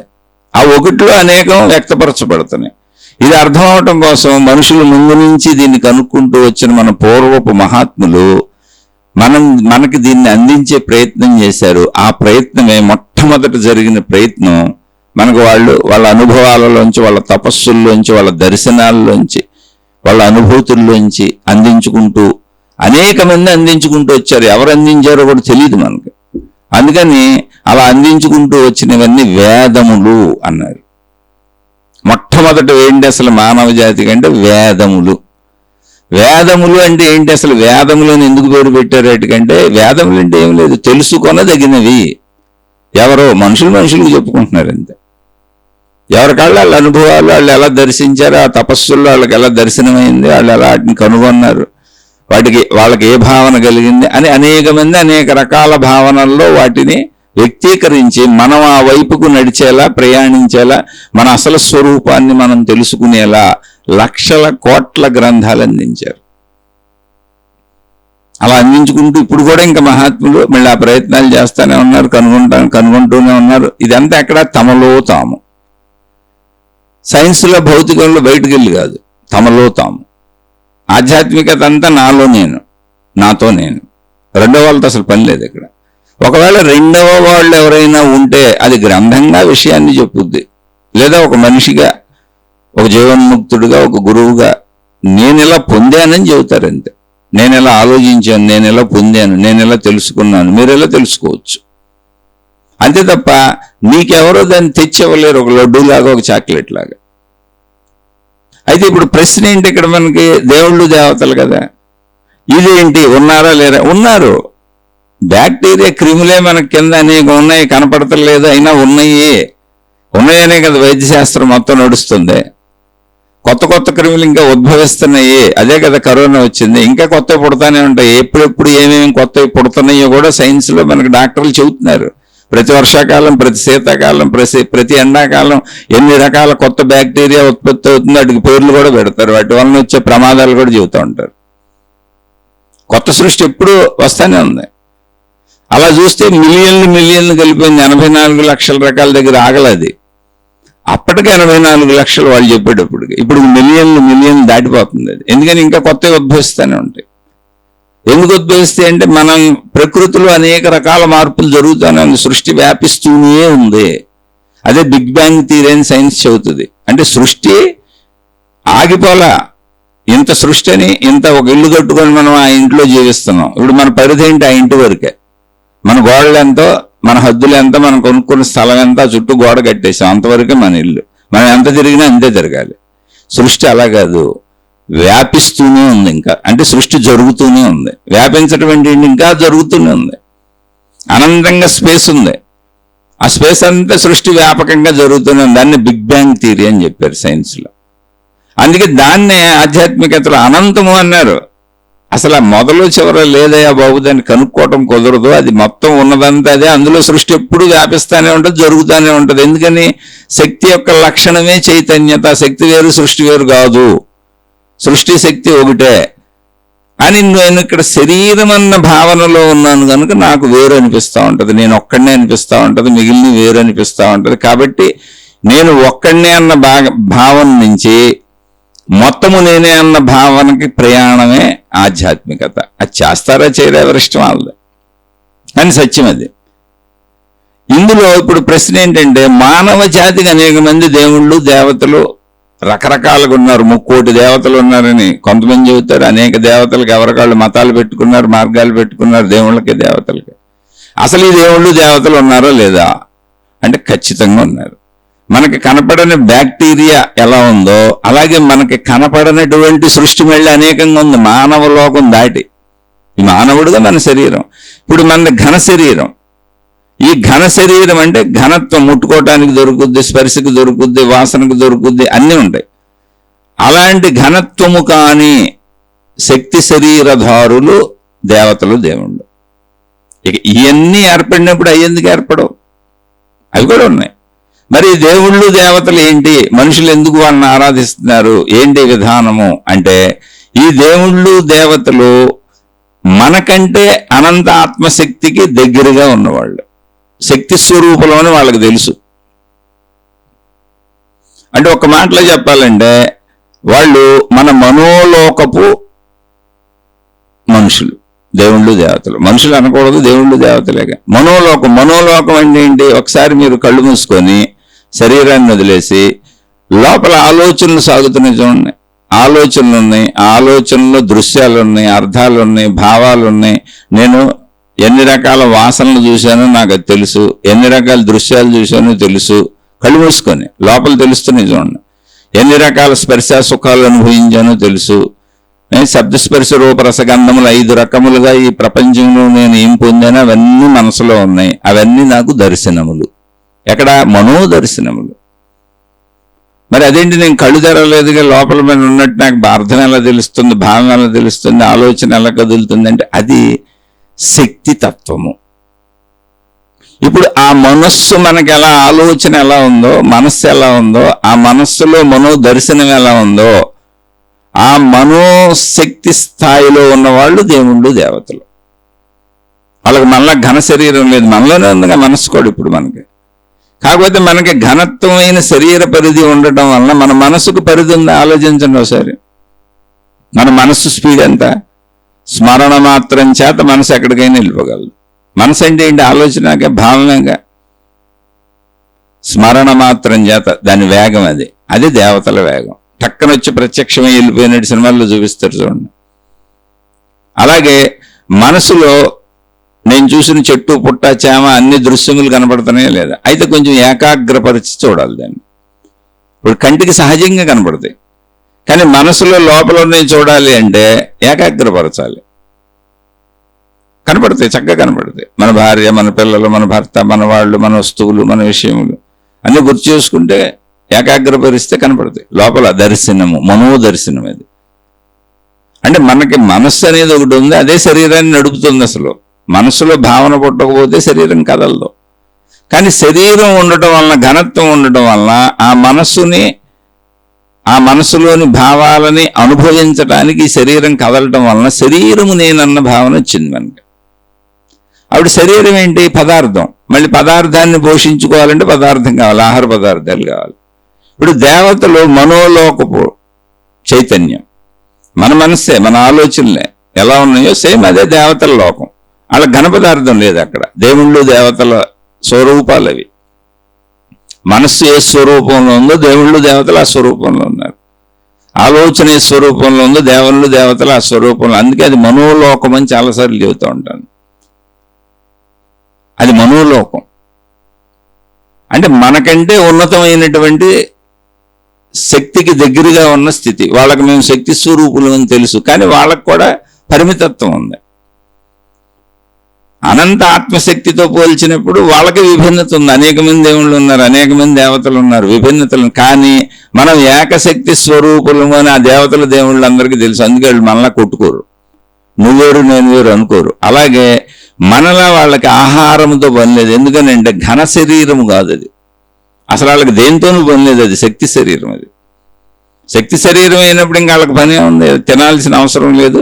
ప్లస్ శక్తికి నశింపు లేదు కనుక ఎప్పుడూ అది ఒకే స్థితిలో ఉంటుంది. అదే యవ్వన స్థితి అన్నారు వాళ్ళు దేవుళ్ళు దేవతలకి. ఇప్పుడు ఆ దేవుళ్ళు దేవతలే వాళ్ళు కావాలనుకుంటే లీనతలో శక్తి స్వరూపులుగా లీనమైపోతారు, లేదు ఉండాలి అనుకుంటే దేవతలు దేవుళ్ళుగా ఉంటారు. దేవతలు దేవుళ్ళుగా మానవుల కంటే కోటాను కోట్ల రెట్లు శక్తివంతులు. ఎందుకంటే వాళ్ళకి శక్తి మేమని తెలుసు. అంటే వాళ్ళకి మోక్షము అనేది అనుభవమైన స్థితి దేవుళ్ళు దేవతలకి. కానీ రూపంతో ఉండగలరు, మోక్ష స్థితిలోనూ ఉండగలరు. రూపంతో ఉండగలరు, మోక్ష స్థితిలోనూ ఉండగలరు. అంటే దీనికి ఉదాహరణ మీకు ఒక కథ చెబుతాను. దక్షుడు అనేటువంటి ఆయన శివభగవానుడికి మామగారు, పార్వతీదేవికి తండ్రి. ఒకసారి మొత్తం దేవలోక సభ జరిగింది, దేవుళ్ళు దేవతలందరూ వచ్చారు. అంటే ఇది మనకు అందించబడినటువంటి పురాణ గాథల్లో. అందులో తాత్వికతను తెలుసుకుంటే వాళ్ళ దేవుళ్ళు దేవతల స్థితులు గతులు తెలుస్తాయి మనకి. అందులోని తత్వాన్ని తెలుసుకోవాలి మనం. సభ జరిగింది, మొత్తం అందరూ వచ్చారు సభకి. విష్ణుమూర్తి, శివుడు, బ్రహ్మ మెయిన్, మిగిలిన వాళ్ళందరూ అందరూ దేవుళ్ళు దేవతలు ఎవరి పనులలో ఉంటారు. అంటే సృష్టిలో ఎన్ని శక్తులు ఉన్నాయో, ఎన్ని రకాల శక్తులు ఉన్నాయో అన్ని రకాల శక్తులను దేవుళ్ళు దేవతలుగా మనం ఆరాధిస్తున్నాం. మనం ఎలా ఆరాధించామో ఆ రూపాన్ని పొంది వాళ్ళు రాగలరు. అంటే శక్తి ఆ రూపాన్ని తీసుకుంటుంది. వాళ్ళకి శక్తి స్వరూపులు అని తెలుసు, ఆ రూపంతోనూ ఉండగలరు, లేదా అనంతాత్మశక్తిగా లీనమైపోయి ఉండగలరు. వాళ్ళకి ఎటువంటి భేదత్వం లేదు. అందుకే భగవద్గీతలో కృష్ణ భగవానుడు శరీరంతో ఉన్న, మానవుడిగా ఉన్న, నేను అనంతాత్మస్వరూపుడును అనేటువంటి భావంతో మొత్తం భగవద్గీత చెప్పి, మొత్తం ఆత్మస్వరూపము నేనే, అసలు ఈ సృష్టి అంతా నాలోనే జరిగి నాలోనే లయిస్తుంది అని చెప్పారు. ఎందుకని? దైవత్వము అటు మోక్షతత్వాన్ని పొందగలదు, ఇటు శరీరతత్వాన్ని పొందగలదు. ఎందుకంటే శక్తి అదే కనుక, ఆ శక్తి సృష్టి అయింది కనుక. మనం ఎందుకు పొందలేం మనిషిగా అంటే మనం అసలు ఆ తత్వాన్ని తెలుసుకోవాలా. మనం ఘన పదార్థం అనే శరీరంలో ఇరుక్కుపోయి ఇదే నేను అనుకుంటున్నాం. మనం తెలుసుకోవాలి ఇప్పుడు దాన్ని. ఆ ఛాన్స్ మనకు కూడా ఉంది, మనం వెళ్ళి మోక్షాన్ని పొందొచ్చు. ఈ మధ్యలో దేవుళ్ళు దేవతలను పట్టుకొని వెళ్ళొచ్చు. దేవుళ్ళు దేవతలు అనేది మోక్షపు స్థితిలోనే ఉండి, మోక్షం అనే దానికి అనుభవంగా ఉండి, కానీ సృష్టిలో పనిచేస్తున్నటువంటి అనేక శక్తులకు ప్రతీకలుగా రూపధారణ చేయగలరు. మనిషి అలా భావించుకుంటే అలా. ఇప్పుడు సృష్టిలో ఎన్ని రూపాలు ఎత్తింది ఆత్మశక్తిగా అలా. కాబట్టి దేవుని దేవతలు ఉన్నారు మన భావనను బట్టి.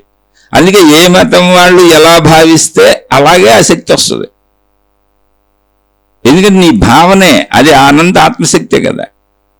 కాబట్టి ఇప్పుడు కృష్ణ భగవానుడు చెప్పాడనే అదే నేనే అనంతాత్మస్వరూపుడు అని భగవద్గీత ఢంకా బజాయించి ఎందుకు చెప్పాడు? ఆయన ఉంది శరీరంతోనే, మానవ శరీరంతోనే. కానీ దైవస్వరూపమునన్న ఎరుక ఆయనకు ఉంది. ఆయన దేవుడు, ఆయన దేవత. అందుకే కృష్ణుడు దేవుడు అంటే శరీరంతోనే ఉండగానే దేవుడు, రాముడు దేవుడు అని ఎందుకన్నారంటే డైరెక్ట్ దేవుళ్లే మానవులుగా వచ్చారు. అవతరణ అంటారు, వాళ్ళని అవతరించారు అంటారు. మనలో పుట్టినోళ్ళు కాదు, వాళ్ళు కావాలని వచ్చారు. ఎందుకని? ఆ మార్గమును మనకు అందించడానికి, మనుషులకు అందించడానికి. అది శక్తే సృష్టిలో ఉన్నటువంటి జీవులకి చేసిన ఏర్పాటు. అది నువ్వు పొందొచ్చు, నీ ఒరిజినల్ తత్వాన్ని నువ్వు పొందొచ్చు అని. అదేం పెద్ద కష్టం కాదు నీకు అని. అలా ఇప్పుడు దేవలోకంలో దేవతలందరూ సమావేశమైనటువంటి ఒక సభ జరిగింది. ఆ సభలో విష్ణుమూర్తి ఉన్నాడు, శివుడు ఉన్నాడు, బ్రహ్మ ఉన్నారు, మొత్తం దేవతలందరూ ఉన్నారు. దక్షుడు చాలా పెద్ద ఆయన చివరిలో వచ్చాడు. ఆయన వస్తున్నప్పుడు ఆయన మీద గౌరవంతో అందరూ లేచి నుంచున్నారు. శివభగవానుడు లేచి నుంచోలేదు. శివభగవానుడు లేచి నుంచోలా శరీరపరంగా. నుంచోకపోతే ఏమైంది? దక్షుడికి కోపం వచ్చింది. ఇంతమంది నన్ను గౌరవించి నుంచుంటే నువ్వెందుకు నుంచోలేదని. ఆయన స్వయంగా ఆయన అల్లుడే, ఆయన కుమార్తెనే ఆయన వివాహం చేసుకున్నాడు. ఆయన కోపం వచ్చింది, అది మనసులో పెట్టుకున్నాడు. అక్కడ సభ అయిపోయింది. తర్వాత శివుణ్ణి అవమానించాలని నిరీశ్వర యాగము, అంటే ఈశ్వరుడు అంటే శివుడు, ఈశ్వరుడు లేకుండా ఈశ్వరుడిని పిలవకుండా నేను ఒక ప్రోగ్రాం పెట్టాను, యాగం చేస్తున్నాను రండని దేవతలందరినీ పిలిచాడు ఆయన్ని అవమానిద్దామని. అయితే శివభగవానుడు దాన్ని గుర్తించాడు. గుర్తించి పోన్లే ఏదో ఆయన అలా భావించుకున్నాడు, నేను ఆయన్ని అవమానించలేదు, నేను అనంత ఆత్మ ఎరుకలో లీనమైపోయినాను, నాకు శరీర భావన లేదు, అది మోక్షస్థితి. నేను అక్కడ శివుడిగా కూర్చున్నమాట నిజమే, కానీ నేను ఎక్కడున్నానప్పుడు నా స్వరూప స్వభావముల ధ్యాసలో లేను. అనంత ఆకాశ స్థితిలో సర్వవ్యాపక బ్రహ్మముగా ఉన్నాను, ఆ భావనలో లీనమైపోయి ఉన్నాను. ఆ ఏకత్వములో ఉన్నప్పుడు నాకు ఈ ద్వంద్వత్వము భేదత్వము తెలియలేదు. ఆయన వచ్చింది నేను ఈ శరీర ధారణగా గుర్తించలేదు, అంతే తప్ప ఆయన అవమానించాలని నాకేం లేదు అసలు. ఇక ఆయన భావించుకుంటే నేను చేసేది ఏమీ లేదని ఆయన మౌనంగా ఉన్నారు. సరే, శివభగవానుడు మౌనంగా ఉన్నారు, దక్షుడు అపార్థం చేసుకున్నాడు. తర్వాత దక్ష యజ్ఞం అని పెద్ద స్టోరీ జరిగింది, పార్వతీదేవి అక్కడికి వెళ్ళింది, గొడవైంది, అదంతా వేరు. ఇప్పుడు అక్కడ శివభగవానుడు తాను అనంతాత్మ ఎరుకలో లీనమై ఉన్నాను అన్నారు. ఆ లీనత అంటే ఏంటి? రూపధారణ చేయగలరు. ఇప్పుడు మనం శివుడుగా పిలిస్తే శివుడుగా రాగలరు, విష్ణువుగా పిలిస్తే విష్ణువుగా రాగలరు. ఎందుకని అంటే మళ్ళీ ఇందులో మీరేం కన్ఫ్యూజ్ అవ్వక్కర్లు. అసలు ఎంత సృష్టి అయింది అనంత ఆత్మశక్తి అయినప్పుడు, ఆ అనంత ఆత్మశక్తి అత్యుత్తమమైనటువంటి మానవుడి కంటే ఉన్నతమైనటువంటి శక్తికి అతి దగ్గరగా ఉన్నటువంటి దేవుడు దేవతా స్వరూపాలలో ఎందుకు రాలేదు? క్రిమికీటకాదులు సైతం మొత్తం పిపీలకాది బ్రహ్మ పర్యంతము ఉన్నది ఆత్మశక్తి అన్నారు.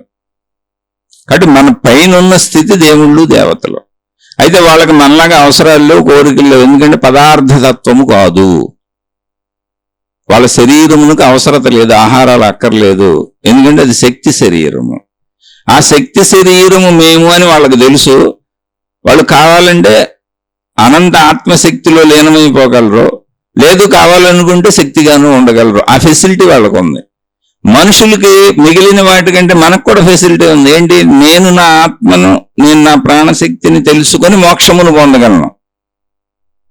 మిగిలిన జీవరాశికి ఆ ఫెసిలిటీ లేదు. ఇప్పుడు మనకంటే ఉన్నతులు దేవుళ్ళు దేవతలు కనుక వాళ్ళకి ఫెసిలిటీయే కాదు, వాళ్ళు ఇప్పుడు ఎలా ఉంటే అలా దేవుళ్ళుగా దేవతలుగా ఉండగలరు. అలాగే వద్దనుకుంటే అనంతాత్మశక్తిగా ఉండిపోగలరు, ఆకాశతత్వంగా ఉండిపోగలరు. లేదు కావాలనుకుంటే శక్తి రూపధారణ స్వరూపధారణ చేయగలదు. ఏ స్వరూపమైనా నువ్వు ఎలా పిలిస్తే అలా, నువ్వు ఎలా తలిస్తే అలా, నువ్వే రూపం భావించుకుంటే అలా. ఎందుకని అది అనంతాత్మశక్తి, అది నీ మనోశక్తి. అందుకే దేవుళ్ళు దేవతలందరూ మనోలోకం. నేను భావించుకున్న నా మనోలోకపు దేవుళ్ళు దేవతలు నేను ఎలా భావించుకుంటే అలా వస్తారు, నేను ఏం భావించుకుంటే అలా వస్తారు. అందుకే దేవుళ్ళు దేవతలు మతములు మార్గములు విధానములు ఎవరికాళ్ళు భావించుకున్నవి. అక్కడ భావన వైరుధ్యాన్ని మనం విభేదంగా విరోధంగా తీసుకోకూడదు, అది మన భావన. అయితే మనిషిలో ఉన్న దరిద్రం ఏంటంటే శరీర భావనలో దేవుళ్ళని దేవతలను కూడా శరీర భావానికి కట్టేసి కొట్టుకుంటున్నారు. కానీ జ్ఞానపరంగా ఆలోచిస్తే ఎప్పుడో చెప్పారు మహాత్ములు, పిపీలకాది బ్రహ్మ పర్యంతము ఉన్నదంతా ఆత్మయే. బ్రహ్మ అంటే దేవుళ్ళు దేవతల స్థితి, పిపీలకం అంటే చిన్న చీమ దోమ, పిపీలకం చీమ అనుకోండి. ఇంకా బ్యాక్టీరియా క్రిములు వైరస్ క్రిములు మనకు కనపడే దానితో పోల్చి చెప్పారు. అలా దేవుళ్ళు దేవతలు అనేవాళ్ళు మనకంటే ఉన్నతమైన స్థితిలో ఒకే సమయంలో ఆత్మస్థితిలోనూ ఉండగలరో. అక్కడ ఈశ్వరుడు ఆత్మస్థితిలో ఉన్నప్పుడే దక్షుడు నన్ను గౌరవించలేదు అనుకున్నాడు. ఎందుకని? అదే ఈశ్వరుడు మళ్ళీ దేవతా సభలో తన పాత్రలో తాను అక్కడ శరీరంతో ఉన్నాడు ఆయన. ఇప్పుడు దేవతల వేగం ఏంటి అంటే మన మనోవేగం, దేవతల రూపం ఏంటి మన మనస్సు యొక్క రూపం. మన మనసు ఏ రూపంలో ఉంది, మన ఆలోచనలు ఏ రూపంలో ఉన్నాయి, అది శక్తి స్వరూపం. అందుకే మన ప్రాణశక్తి అనంతాత్మశక్తి. మనలో ప్రాణశక్తి ఆకాశ స్వరూప శక్తి, మనలో మనోశక్తి దేవలోకం దేవతా స్వరూప శక్తి. మన మనస్సు యొక్క స్థితిని బట్టి, గతిని బట్టి, భావనను బట్టి దేవుళ్ళు దేవతలు కనపడతారు. అది మన మనోలోకము. దేవతలందరూ ఎక్కడ ఉన్నారంటే మన మనోలోకంలో ఉన్నారు. మనం యద్భావం తద్భవతి, మనం ఎలా పిలిస్తే వాళ్ళు అలా వస్తారు. అందుకే వివిధ మతస్థులు వివిధ రకాలుగా పూజించుకుంటారు. ఇవన్నీ కూడా మహాత్ములు గ్రంథాల్లో చెప్పారు. సర్వదేవ నమస్కారం కేశవం ప్రతిగచ్చతి అన్నారు. ఎక్కడ ఎవరిని పూజించినా, ఎవరిని ఆరాధించినా ఒకే భగవంతుడికి చెందుతుంది. అంటే ఒకే భగవంతుడు అంటే ఎవరు? ఆత్మశక్తి. ఒకే భగవంతుడు అంటే ఆత్మశక్తి. శరీర భావనలు వీళ్ళు కొట్టుకు చేస్తున్నారు, ఆ మా దేవుడే మా గొప్ప అని. అంటే మళ్ళీ ఆకారం మనోలోకం, అది మనోలోకం అని వీళ్ళకి తెలిసావు. ఆత్మజ్ఞానం చదువుకోకపోతే తెలియదు. అందుకే దేవుళ్ళు దేవతలను పెట్టుకొని సమూహాలు ఏర్పరచుకొని మళ్ళీ ఆ దేవుడు క్వాలిటీస్ పెట్టుకొని పక్క దేవుడితో విభేదాలు పెట్టుకొని మీ దేవుడి కంటే మా దేవుడు గొప్ప, మా దేవుడి కంటే మీ దేవుడు తక్కువ, అసలు మీ దేవుడు దేవుడే కాదు, మీది బోటకం, మీది నాటకం, మా దేవుడే గొప్పని మతాలు, మార్గాలు, విధానాలు, పద్ధతులు కొట్టుకు చేస్తున్నారు. ఎందుకని? వాళ్ళ ఆత్మజ్ఞానం చదువుకోలేదు, శక్తి చదువుకోలేదు. శక్తి చదువుకోనోళ్ళు ఉన్నంతకాలం ప్రపంచంలో ఈ ఘర్షణలు తప్పవో. అందుకే ఆధ్యాత్మిక విద్యాలయము ప్రారంభించాలన్న తలంపు నాకు కలిగింది. అందుకే అసలు ఇది ముందు ఆధ్యాత్మిక విద్యాలయం అనే పేరుతోనే చెబుతున్నాను.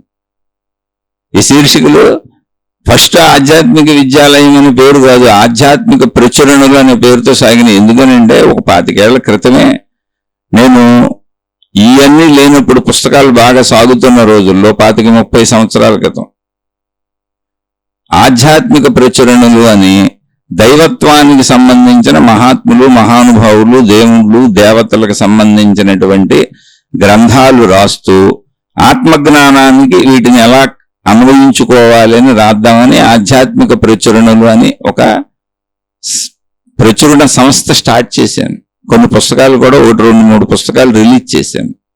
అయితే మా సొంత కుటుంబ సభ్యులు అనేక రకాల ఇబ్బందులు నాకు క్రియేట్ చేశారు. సరే, ఘర్షణలు ఆధ్యాత్మిక మార్గంలో ఉన్న ఎవరితో ఘర్షణలు పడరు. పైగా నాకు ఇబ్బందులు క్రియేట్ చేస్తుంది నా సొంత కుటుంబ సభ్యులు. ఇంకా చూడండి, మరి ఇంక దాన్ని మనం ఏం చేస్తాం? దైవ నిర్ణయం అలా ఉందనుకొని దాన్ని మూసేశాను. ఆ రోజుల్లో 30 ఏళ్ల క్రితం నేను 2 లక్షల రూపాయలు పెట్టుబడి పెట్టి నష్టపోయాను. అలా సరే, నష్టపోయింది దైవ నిర్ణయం, అదేం పెద్ద విషయం కాదనుకోండి. ఆ తర్వాత 25-30 సంవత్సరాల తర్వాత మళ్ళీ అదే అప్పుడు ఎవరు ఇబ్బంది పెట్టారో మళ్ళీ వాళ్ళతోనే. వాళ్ళు ఎందుకో పాపం మొదటి నుంచి నన్ను చిత్రమైన రకాలుగా ఇబ్బంది పెడతా ఉంటారు. అది ఏదో పూర్వజన్మల ఘర్షణలు ఉంటాయి, పూర్వజన్మ రుణాలు ఉంటాయి. అందుకని నేను ఏది తీసుకోవట్లేదు. అసలు ఆత్మజ్ఞానం అనే దాకా వెళ్ళినాక మౌనం తప్పేమీ లేదు. ప్రశాంతంగా ఉంటే సృష్టి నడకలో ఏది జరగాలో జరుగుతుంది. మానవ ధర్మాలకు వెళ్తా ఉంటాయి. మనకు శక్తి అర్థమైంది, ప్రశాంతంగా కూర్చున్నాం. ఎవరేం చేస్తే చేయనివ్వండి, ఎలా జరగాలో అలా జరుగుతుందని కూర్చున్నా.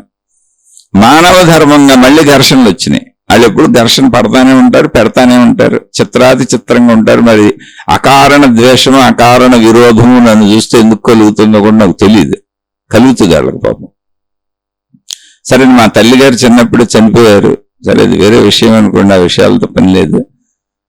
అందువలన ఈ మధ్య కాలంలో మళ్ళీ ఘర్షణలు రావటం వలన నేను 5 సంవత్సరాల క్రితం 2021 మార్చి 3వ తారీఖున జీవితకాల మౌనం అని పెట్టేసుకున్నాను. ఈ ఘర్షణలు పడలేక, ఈ గొడవలు పడలేక, వద్దు మనకి అంటే పడలేక అంటే పడాలని ఆసక్తి లేదు. అసలు నాకు గొడవల ఆసక్తి నాకు లేదు, కీర్తి ప్రతిష్టల ఆసక్తి లేదు, డబ్బు పిచ్చి లేదు, నేను గొప్పడిని అయిపోవాలని నాకు లేదు.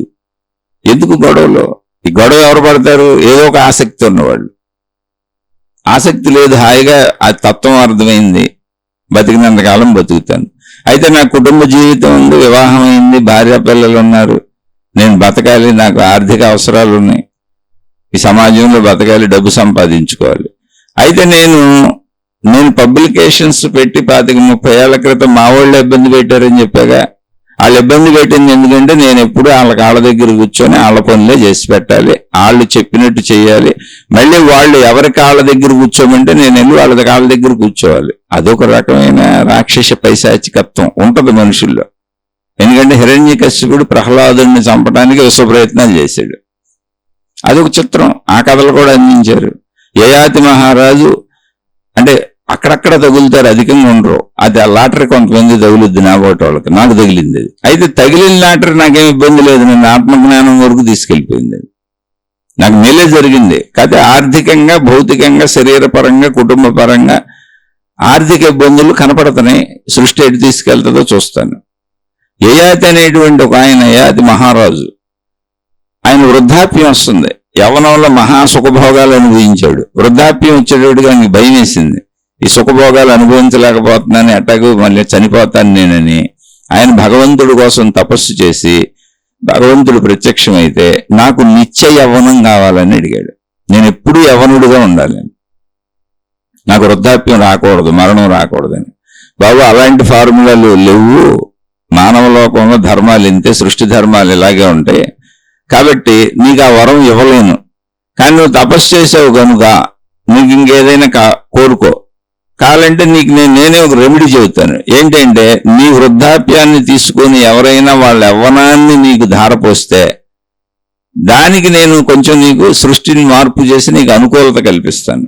అంతే తప్ప నీకు సంపూర్ణ యవ్వనాన్ని ఇవ్వలేను, మరణం లేని స్థితిని అసలు ఇవ్వలేనని చెప్పాడు.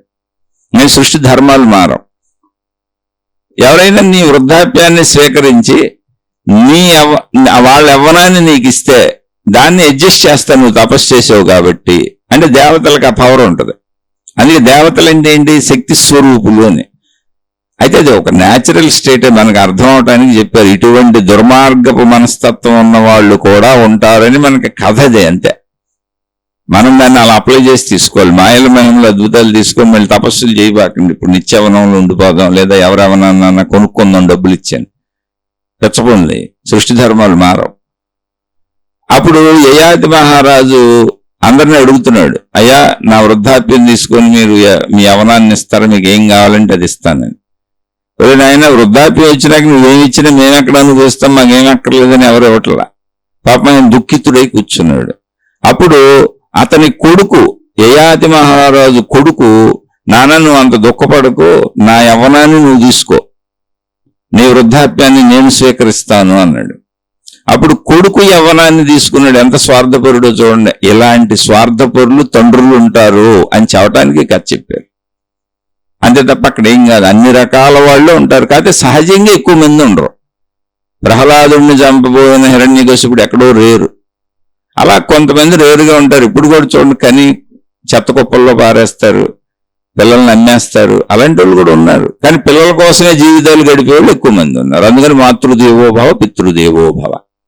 యయాతి మహారాజు తన సొంత కొడుకు యవ్వనాన్ని ఆయన తీసుకున్నాడు. ఆ యవ్వనం అంతా ఆయన అనుభవించి ఆయన కొడుకు అప్పుడే వృద్ధుడైపోయాడు. అంటే అర్థం ఏంటి, కొడుకుల్ని ఎదగనివ్వరు, బతకనివ్వరు, చేయనివ్వరు. అటువంటి విచిత్రమైన తండ్రులు ఉంటారు, మా కాళ్ళకాడే పడి ఉండాలి అని. కానీ వాళ్ళు అనుకుంటున్నారు అంతే. సృష్టిలో ఇది జరగవు. సృష్టి ఇంకో విధంగా వెళ్ళిపోద్ది. అలా నేను ఆత్మజ్ఞానం వరకు వచ్చాను. మా వాళ్ళు ఎంత అంటే ఎవరో ఒకళ్ళు ఇబ్బందులు పెడతా ఉంటారు దగ్గరోళ్ళు. కానీ ఆధ్యాత్మికతలో ఘర్షణ అక్కర్లేదు, అది దైవ నిర్ణయము. ఏదో పాపం చేసి ఉంటాం, చెప్తారు గత జన్మ కర్మలు వెంటాడతాయి, లేదా ఈ జన్మ కర్మలు వెంటాడతాయి, లేదా నీ మీదే అంత ఇది ఎందుకు ఉంటుంది వాళ్ళకి, కసి, కోపం, కక్ష నీ మీదే ఎందుకు పెట్టుకుంటారు? అంటే ఏదో ఉందే, ఆ ఏదో అంగీకరిస్తే పోయా కదా. రక్షించవలసింది దైవశక్తి, శిక్షించవలసింది దైవశక్తి.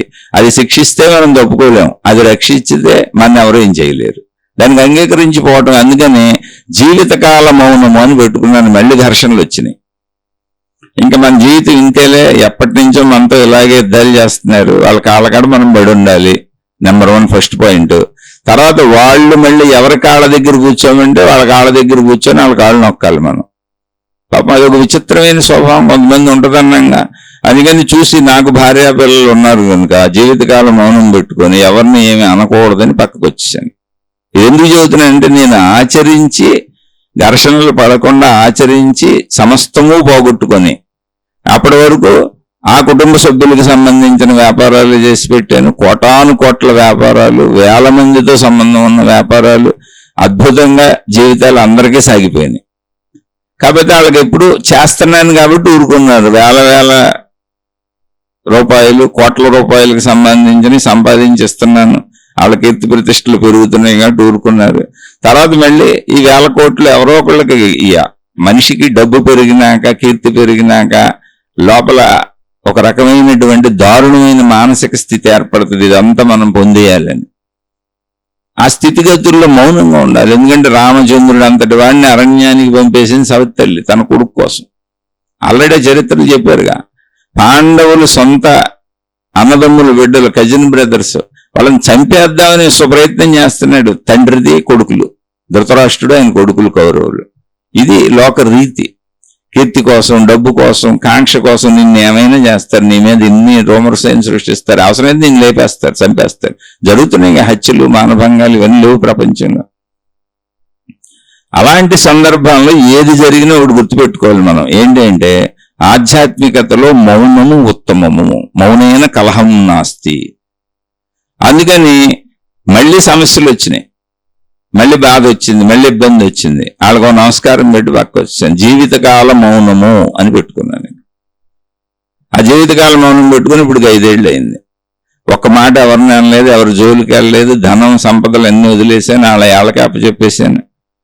ఎటువంటి ధన సంపదలు లేవు, వ్యాపారం లేదు. ఇప్పుడు ఖాళీకి కూర్చున్నాను. పాతది అప్పుడు నేను పనిచేస్తున్నప్పుడు కట్టుకున్న ఇల్లు, సంపాదించిన ధనము, కొంచెం కొనుక్కున్న బంగారము ఏవో ఉంటే అవన్నీ అమ్ముకొని తింటూ బతుకుతున్నాం. నా పిల్లలు ఇంకా సెటిల్ అవ్వలేదు. అయినా భగవద్విశ్వాసం అనేది ఒకటి మౌనంగా ఉంచింది. ఆధ్యాత్మికత ఆచరించి చెబుతున్నాను అని అందుకు చెబుతున్నా. ఆత్మజ్ఞాన చదువు నిన్ను స్థిరంగా ఉంచుతుంది, నీకు ధైర్యాన్ని ఇస్తుంది. దైవ విశ్వాసం అది. దేవుడు దేవత ఉన్నారు, ఎందుకు లేరు? దైవశక్తి ధర్మ సంస్థాపనార్థాయ సంభవామి యుగే యుగే తదాత్మానాం సృజామ్యహం. తదాత్మానాం, నా ఆత్మస్వరూపమైనటువంటి నేను నన్ను నేనే ధర్మరక్షణ కోసం సృజించుకుంటాను. భగవద్గీతలో చెప్పల శ్రీకృష్ణ భగవానుడు ఆత్మస్వరూపమే నేను. కానీ ధర్మరక్షణార్థం కర్మ సిద్ధాంతం నడుస్తుంది ఇక్కడ. మనుషులు శరీర భావంతో దుర్మార్గపు క్రియలు చేస్తున్నారు. మరి ధర్మాన్ని ఎవరు రక్షించాలి? అప్పుడు వాళ్ళు భేదభావంలో ఉన్నారుగా. అక్కడ మంచి చెడు రెండు ఏర్పడిపోయినాయిగా. కాబట్టి ఆత్మస్వరూపుడును ఆత్మస్వరూపమైన నేనే నన్ను నేనక్కడ సృజించుకుంటాను. ఎందుకని అంటే ధర్మరక్షణార్థం. దుష్ట శిక్షణ, శిష్ట రక్షణ నా కర్తవ్యము. అదే కర్మ సిద్ధాంతం. అయినప్పుడు ఒక భగవత్ శక్తి ధర్మరక్షణ కోసం తనను తానే సృష్టించుకొని వస్తాను అని చెబుతున్నప్పుడు అది ఆత్మజ్ఞాన మార్గంలో, ఆధ్యాత్మిక చదువులో మహాత్ములు అందించినప్పుడు, అది చదువుకుంటూ మనం ముందుకెళ్తున్నప్పుడు మౌనం వహించక ఏం చేస్తాం? మౌనం వహించలేదు నువ్వు అంటే నువ్వు అసలు ఆధ్యాత్మిక మార్గంలోనే లేవు అని అర్థం. అక్కడ హిరణ్యకశిపుడు మౌనం వహించలా, తన కొడుకునే చంపుదాం అనుకున్నాడు. ఎందుకని? నేనే దేవుణ్ణి, నన్నే పూజించమంటున్నాడు. కీర్తికాంక్ష లాంటిది, ధనకాంక్ష లాంటిది, గుర్తింపు కాంక్ష లాంటిది. కొడుకు ఏమనలా, నాన్న నువ్వు దేవుడు ఎందుకు అవుతావు నాన్న, నువ్వు నా తండ్రివి, హిరణ్యకశిపుడివి, దేవుడు ఉన్నాడు కదా నాన్న, నువ్వు తపస్సు చేసావు, వరాలు పొందు. ఆయన వరాలు పొందింది దేవుడి దగ్గరే, బ్రహ్మగారనే దేవుడి దగ్గరే. కానీ మళ్ళీ వచ్చి నేనే దేవుణ్ణి పూజించమంటున్నాడు అందరినీ. అంటే సాగితే ఎలా అయినా సాగించుకుందాం అనిపిస్తుంది. అందులో కొడుకు ఒక్కడే పూజించట్లా, మిగిలిన వాళ్ళందరూ ఈ మూర్ఖుడితో మనకెందుకు లేని పూజించేస్తున్నారు. అంటే మనం ఏ ఎండకు ఆ గొడుగు పెట్టే మనుషులు ఉంటారుగా. మిగిలిన వాళ్ళందరూ మనకెందుకు ఏ ఎండకు ఆ గొడుగు పడదాం, ఈ మూర్ఖుడితో మనం ఎక్కడ పడతాం, ఆయన పూజిస్తే మనకు వచ్చిన నష్టం ఏముందనుకున్నారు, పూజిస్తున్నారు. అది అహంతృప్తిగా ఉంది. కానీ కొడుకు పూజించట్లా. కొడుకు నిజమైన దేవుడు నారాయణుడు ఉన్నాడు, విష్ణువు ఉన్నాడు. విష్ణువు అంటే సర్వవ్యాపి అయినటువంటి ఆత్మతత్వం, అది పూజిస్తున్నాడు ఆయన.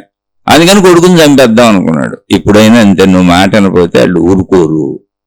ఆ స్థితిని బట్టి, గతిని బట్టి 1000 లక్షల కోట్లు అనుకో చంపేసుకుంటారు. కొంచెం తక్కువలో ఉన్నారనుకో విరోధాలు పడతారు, దుష్ప్రచారాలు చేస్తారు. అది నా కొడుకు మంచోడు కాదు, నా కూతురు మంచిది కాదు, నా పెళ్ళం మంచిది కాదు, నా మొగుడు మంచోడు కాదు అని రోడ్ల మీద చెప్పుకు తిరుగుతారు. ఏదో ఒకటి మా అన్నయ్య మంచోడు కాదు, మా తమ్ముడు మంచోడు కాదు, ఇవన్నీ చూస్తున్నాంగా. అందుకని ఆధ్యాత్మిక జ్ఞానం అభివృద్ధి చెందుతుంది అంటే నీలో రెండు కలుగుతాయి. శరీరపరంగా జీవించున్నావు, శరీరపరమైన ధర్మాలకు వచ్చినప్పుడు ఎలా అబ్బా జీవితం అనిపిస్తుంది.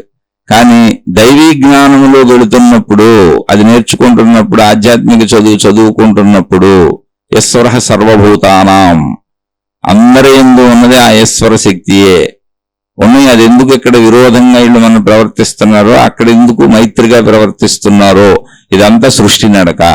ఏదైనా నన్ను మాత్రం విరోధంగా, నాతో విరోధంగా ఉన్న మా కుటుంబ సభ్యులందరూ చలవాలనే నేను ఆత్మజ్ఞానం దాకా వచ్చాను, లేకపోతే వచ్చేవాడిని కాదు. నాకు అసలు అంత జ్ఞానం ఆసక్తి లేదు, ఇంట్రెస్ట్ లేదు. నేను అంత భక్తుడిని కాదు, అంత దైవభక్తి లేదు. కానీ నా కుటుంబ సభ్యుల వలన ఇక్కడ దాకా వచ్చేసాను.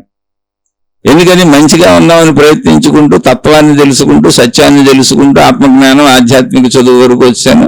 ఇప్పుడు ఆధ్యాత్మిక విద్యాలయం ఒకటి పెట్టాలన్న తలంపు కూడా వచ్చింది. ఎందుకని ఈ దేవుళ్ళు ఏంటి, దేవతలు ఏంటి, ఇప్పుడు అనేక మందికి విషయం చెబుతుంటే ఈ దేవుళ్ళు దేవతలు మనోలోకం అన్నాను అనుకోండి, లేరేమో మన మనసు ఊహించుకుంటుందేమో అని అనుకుంటున్నారు వాళ్ళు. మనసు ఊహించుకోవటం కాదండి, మనస్సు అనేది ఒకటి ఉంది మనకి. అది ఏంటి, దాని స్వరూపం ఏంటి, దాని స్వభావం ఏంటి, దాని స్పీడ్ ఏంటి, దాని వేగం ఏంటి, దాని స్థితి ఏంటి, దాని గతి ఏంటి, మీలోనే మీరు పరిశీలించుకోండి. అన్లిమిటెడ్నెస్ మనసు, దాని వేగం అన్లిమిటెడ్. స్మరణ మాత్రంతో దాని దర్శనం, స్మరణ మాత్రంతో అది ఏదైనా దర్శించేస్తుంది. స్మరణ మాత్రంతో ఎక్కడికైనా వెళ్ళిపోద్ది. అంటే దానికి కాల పరిమితి లేదు మనసుకి. అది ఏ రూపంలో ఉంది, ఇప్పుడు శరీరం ఈ రూపంలో ఉంది తెలుస్తుంది, మనసు ఏ రూపంలో ఉంది తెలియట్లేదు. శక్తి స్వరూపము. దేవుళ్ళు దేవతలు అలా ఉంటారు, ఉన్నారు. దేవుళ్ళు దేవతలు ఎలా, మనోలోకం ఎలా ఉందో అలా ఉన్నారు, అక్కడ ఉన్నారు. వాళ్ళది మనోలోకం. మన మనోలోకం ఎలాంటిదో, ఎలా ఉందో సేమ్ అలాగే ఉన్నారు. ఇప్పుడు మనం శరీర లోకంలో ఉన్నాం, అది సృష్టి. మన సృష్టి ఏంటి, శరీర లోకం, మాంస పదార్థం, ఘన పదార్థం. కానీ మనలోనే మనోలోకం ఉంది. ఆ మనోలోకాన్ని పట్టుకున్నామా మనం, అది దేవుళ్ళు దేవతల లోకం. అందుకని చాలా మంది మనోలోకంలో దేవుళ్ళు దేవతలతో ఉండిపోతారు. కాదు, ఈ మనోలోకానికి పైన ఉన్నది ప్రాణశక్తి లోకం. ఎందుకని మనోలోకానికి ఆధారం ఏంటి, అసలు మనస్సుకు ఆధారం ఏంటంటే ప్రాణశక్తి. మరి మనస్సు ఎలా ఏర్పడింది, శరీరంతో ఇంద్రియముల ద్వారా సృష్టి నుంచి మనం గ్రహించిన విషయాలన్నీ ప్రాణశక్తిలో ప్రింట్ అవటం వల్ల మనసు ఏర్పడింది. ఆ ప్రదేశాన్ని, అంటే ప్రాణశక్తిలో ఎంత భాగంలో ఈ విషయాలు ప్రింట్ అయినాయో, మనం గ్రహించిన విషయాలు, మనం భావించుకున్న విషయాలు, మనం అనుభవించిన విషయాలు, దాన్ని మనసు అని పిలిచాం. అంటే మనసుకి మూల పదార్థం ఏంటి, ప్రాణశక్తే. కానీ మనసుని ఎందుకు పిలిచాం, అందులో ప్రాపంచిక పరిమితమైన విభేదము కలిగిన, అనేకత్వము కలిగిన భావాలు ఉన్నాయి. అంటే భావాలేమో అనేకత్వము, ప్రాపంచికము. అంటే మనుషులు వేరు, జంతువులు వేరు, వేరు భావన కలిగింది, అనేకత్వం ఉంది అక్కడ. కానీ దాని మూలమేమో ప్రాణశక్తి. అంటే ఏకత్వము అనేకత్వము కలిగినది మనోలోకము. అందుకే దేవుళ్ళు ఏకత్వంలో అనంతాత్మశక్తిగా ఉండిపోతారు. నువ్వు పిలిచినప్పుడు అనేకత్వంలో రూపం ధరించి వస్తారు. నువ్వు ఎలా పిలిస్తే అలా వస్తారు. నువ్వు కాలభైరుడు అంటే కాలభైరుడుగా వస్తారు, నువ్వు ఆంజనేయ స్వామి అంటే ఆంజనేయ స్వామిగా వస్తారు, నువ్వు రాముడు అంటే రాముడుగా వస్తారు, నువ్వు యేసుక్రీస్తు అంటే యేసుక్రీస్తుగా వస్తారు. నువ్వు ఎలా యద్భావం తద్భవతి. నువ్వు అమ్మవారంటే అమ్మవారుగా వస్తారు. అలా నాకు ఎంతో మంది దేవుళ్ళు దేవతలు దర్శనాలు లేని, అది మనోలోకం. అందుకే అర్థమైంది నాకు అది. అలాగే అదేం గొప్పతనం కాదు. ఇప్పుడు అయిపోయినాయని మీరేం పరుగులు పెట్టబాకండి, నేను గొప్ప అనుకోబాకండి. దేవ దర్శనాలని, దేవుళ్ళ దర్శనాలని, మహాత్ముల దర్శనాలని, శరీరాలు వదిలేసిన మహాత్ముల దర్శనాలు కూడా అయినాయి. కానీ అదంతా మనోలోకము. వాటి వలన నాలో చిన్న గుణమార్పు కూడా కలగలేదు, నాలో చెడేం పోలేదు. నాలో చెడు నేను ప్రయత్నించి పోగొట్టుకుంటే తప్పది పోవటం లేదు. ఇదేదో గొప్ప అని అనుకోబాకండి, అందులో ఏ గొప్పతనం లేదు. అటు దేవుళ్ళు దేవతలు లేరంటే ఉన్నారు. ఎందుకు లేరు, నీ మనోలోకం యద్భావం తద్భవతి. ఇప్పుడు నిజంగా మీరు ఆలోచించి చూడండి, అందరూ ఏదో ఒక దేవుణ్ణి, ఏదో ఒక దేవతని ప్రతి మతంలో ఆరాధిస్తూనే ఉన్నారా? ఆరాధిస్తున్నారు కదా, అనంత ఆత్మశక్తే కదా ఇంత సృష్టి అయింది. అప్పుడు ఆ శక్తి దేవుళ్ళు దేవతలు ఎందుకు అవ్వలేదు? నువ్వు ఎలా భావించుకుంటే అలా ఎందుకు అవ్వలేదు? నువ్వు ఇప్పుడు ఒక త్రిశూలం పట్టుకొని శివుడు రావాలని శివుడికి ఒక ఆకృతి క్రియేట్ చేసుకున్నావు. ఇలాగే రావాలి అన్నప్పుడు శివుడు ఎందుకు ఉంటాడు అక్కడ? అదే అనంత ఆత్మశక్తి. విష్ణువు ఎలా ఉండాలనుకున్నప్పుడు అలాగే ఉంటాడు. ఏ దేవత ఏ దేవుడు నువ్వు ఎలా భావించుకున్నావో అలాగే ఉంటారు. నువ్వు వాళ్ళ నుంచి ఏ విధమైన రక్షణ కోరుకుంటున్నావో, వాళ్ళకి ఏ గుణాలు ఆపాదించుకున్నావో వాళ్ళు అలాగే ఉంటారు. ఎందుకని మొత్తం సృష్టిలో ఉన్న అన్ని సర్వగుణాలు అనంతాత్మశక్తివే, సర్వస్వరూపాలు అనంతాత్మశక్తివే. అది ఏ రూపమైనా ధరించగలదు. అది దేవుళ్ళు దేవతలు అనేది అనంత ఆత్మశక్తితో కలిసిపోయి ఉన్నటువంటి రూపములు. రూపముగాను రాగలరు, శక్తిగాను ఉండగలరు. అది తెలియని మనుషులు పరిమిత తత్వంతో కొట్టుకుంటున్నారు. అందుకని ఆధ్యాత్మిక విద్యాలయం పెట్టి ప్రాథమిక స్థితి నుంచి అనంత ఆత్మశక్తి స్థితి వరకు మధ్యలో ఈ స్థితులన్నీ దాటుకుంటూ దేవుళ్ళు దేవతలు మనోలోకపు స్థితులన్నీ దాటుకుంటూ ఎవరికి వాళ్ళు సాధన చేసుకోవటానికి ఒక ప్రదేశం ఏర్పాటు చేయాలి అన్నది భావన. ఘర్షణలు లేని మనసు కావాలి, శాంతిపూర్వకమైన మనసు తయారవ్వాలి మనిషికి. శరీర భావం నుంచి మనిషి శక్తి భావనలు చేసే ప్రయాణములో మధ్యలో దేవుళ్ళు దేవతలు మనోలోకంలో ఉంటారు. మన మనోలోకం ఏంటి? ఇప్పుడే చెప్పుకున్నాం. మనసు యొక్క మూలము ప్రాణశక్తి, కానీ మనసులో ఉన్నది ప్రాపంచిక భిన్నత్వ భావన, అనేకత్వపు భావన. అలా ఈ రెండింటినీ కలిసిన స్థితి ఆ మనోస్థితి ఏది ఉందో, అంటే ఏకత్వ స్థితి అనేకత్వ స్థితి కలిసిన స్థితి మనోస్థితి, అదే దేవలోకం. వాళ్ళు ఏకత్వ స్థితిలోకి వెళ్ళిపోగలరు, భిన్నత్వ స్థితిలోకి రాగలరు. నువ్వు ఎలా పిలిస్తే అలా పలకగలరు, ఏ స్వరూపంతో ఆరాధిస్తే అలా రాగలరు. నువ్వేది నమ్మితే అది. తద్భావం తద్భవతి అందుకు. ఇవన్నీ ఒక మనిషికి అర్థమయ్యేలా చెబితే మనిషి ఎప్పుడు ప్రశాంతంగానే ఉంటాడు, ధైర్యంగానే ఉంటాడు. అసలు పిరికితనం రాదు మనిషికి. అది కొంచెం బాగా బలపడాలి. ఇప్పుడు ఇవన్నీ చెబుతున్నా నాకు పిరికితనం పోయిందా అంటే 80% పోయింది. 18, 85, 90 అలా పోయింది. కానీ ఒక 10-15%, 20% ఉంది. పరిస్థితులను బట్టి ఒక్కోసారి ఎక్కువ ఉంటుంది. అలా అన్ని భావాలు, అన్ని భయాలు, అన్ని చెడు గుణాలు అన్ని 80-90% పోయినాయి. అన్ని ఓ 10% ఉన్నాయి. ఎందుకంటే శరీరం ఉంది. 10-20% ఉన్నాయి. ఒక్కోసారి పరిస్థితిని బట్టి అవి ప్రకోపిస్తూ ఉంటాయి. ఈ ప్రకోపాలు కూడా అర్థం అవ్వాలి. శరీర స్థితి నుంచి అనంత ఆత్మశక్తి స్థితి వరకు మధ్యలో మనోస్థితిని, దేవతల దేవుళ్ళ స్థితిని మనం చూసుకుంటూ ఆ దేవుళ్ళ దేవతల స్థితి నుంచి ఆత్మస్థితికి ప్రయాణం చేయాలి. ఈ దేవుళ్ళు దేవతలు కూడా శక్తి స్వరూపములేని. అక్కడ ఆగిపోకూడదు. అక్కడ ఆగిపోకుండా అనంత ఆత్మశక్తికి వెళ్ళిపోవాలి. అలా వెళ్ళాలి అంటే మనిషికి అనేక రకాలైనటువంటి అవరోధాలుగా అనేక సందేహాలు వస్తాయి, దేహభావన ఉంటుంది. అయితే మహాత్ములు మొత్తం అందించారు చదువు. సామాన్య మానవ స్థితి నుంచి ఈ మనోలోకపు దేవస్థితులు దాటుకుంటూ ఈ దేవతా స్థితులను చూసుకుంటూ ఆ దేవతల దేవుళ్లను గౌరవించుకుంటూ అర్చించుకుంటూ ఆరాధించుకుంటూ వాళ్లే అనంత ఆత్మశక్తి స్వరూపులన్న భావంతో మళ్ళీ వాళ్ళు శక్తి స్వరూపులేని అనంత ఆత్మశక్తి వరకు ప్రయాణించే వరకు మహాత్ములు ఆత్మజ్ఞాన చదువుని, ఆధ్యాత్మిక చదువుని అద్భుతంగా అందించారు. కాకపోతే ఎవరికాళ్ళు మతాలు ఏర్పరచుకొని, ఎవరికాళ్ళు దేవుళ్ళు దేవతలు పెట్టుకొని, ఎవరికాళ్ళు ఒక పంజరంలో ఒక దేవుడనో ఒక దేవతనో ఒక మతమనో పంజరాలు కట్టేసుకొని మనుషులు అందులో ఇరుక్కుపోయి ఘర్షణలు పడుతున్నారు, లేదా అక్కడ ఆగిపోతున్నారు. అలా కాకుండా ఎవరూ ఘర్షణ పడకుండా మనంతా మొత్తం మానవ జాతి, దేవుళ్ళు దేవతలందరూ శక్తి జాతి, అనంత ఆత్మశక్తి జాతి. యద్భావం తద్భవతి. ఎలా పిలిస్తే అలా వస్తారు, లేదా వాళ్ళు శక్తి స్వరూపులుగా లీనమై ఉండిపోతారు. ఈ మధ్యలో ఈ తత్వాన్ని అర్థం చేసుకుంటూ ఘర్షణ లేకుండా మొత్తం సృష్టినంతా సర్వం ఆత్మమయం జగత్ అని ఎందుకు చెప్పారు? దేనితోనూ ఘర్షణ పడక అంత ఆత్మస్వరూపమే. జంతువా, నక్క, కుక్క కాదు. అలా అని శరీరపరంగా జాగ్రత్తగా ఉండు, పావులు మెడలో వేసుకు తిరగబాగా. అది అర్థం చేసుకుంటూ తెలివిగా ప్రజ్ఞగా ఏ స్థితిని ఎలా దాటాలి అనే దాన్ని మహాత్ములు అందించినటువంటి అనేక గ్రంథాల ఆధారంగానే ఈ ఆత్మజ్ఞాన చదువు, ఆధ్యాత్మిక చదువు చెప్పుకుంటున్నాం. అలా ఈ చెప్పుకుంటున్న చదువులో నాకు విషయం చక్కగా అర్థమైంది. నేను కొంచెం ముందుకు వెళ్తున్నాను, శాంతిని పొందాను, ధైర్యాన్ని పొందాను, కొంచెం భయం పోయింది. ఇప్పుడు నాకు ఆర్థిక స్థితిగతులు ఏమీ లేవు, అయినా ధైర్యంగా ఉన్నాను. నేను 5 సంవత్సరాలు అయింది జీవితకాలం మౌనం పెట్టుకుని, ఇది 6వ సంవత్సరం.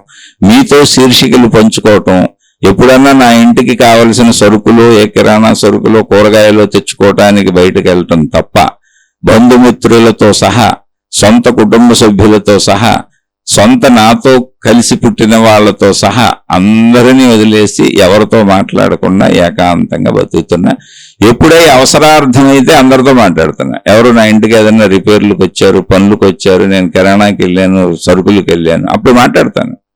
లేదా మందులో కావాలి, డాక్టర్ దగ్గరికి వెళ్ళాను, లేదా మా వాళ్ళని తీసుకు అప్పుడు మాట్లాడతాను. లేదు ఎవరో నాకు 2 చెల్లెళ్ళు ఉన్నారు, ఎప్పుడైనా ఏ చెల్లో వచ్చారు చూస్తానికి వచ్చారు అప్పుడు మాట్లాడతాను. విడిగా మాత్రం అసలు విషయాసక్తి లేదు, వదిలేశాను. చాలా తక్కువ, ఎవరో వచ్చేది కూడా లేదు, ఎవరిని రావద్దని చెప్పాను. అంతకుముందు 1000 మందితో సంబంధ బాంధవ్యాలు ఉన్నాయి, వదిలేశాను. ఇప్పుడు అలా ఉండగలుగుతున్నాను. ఉండడం వచ్చింది, భయం తగ్గింది, బాధ తగ్గింది, డబ్బులు లేకపోయినా ఉండగలుగుతున్నాను. ఒకప్పుడు కోట్ల రూపాయల వ్యాపారాలు చేశాను, నా చేతుల మీద కోట్లు నడిచేవి. అంటే ఒక చిన్న సైజు, ఒక సుఖవంతమైనటువంటి ఒక జమీందారు, ఒక రాజు లాంటి జీవితం గడిపాను, మనుషులతో గాని డబ్బుతో గాని అన్ని రకాలుగా. ఇప్పుడు పూర్తి 0 స్థాయిలో బతుకుతున్నాను.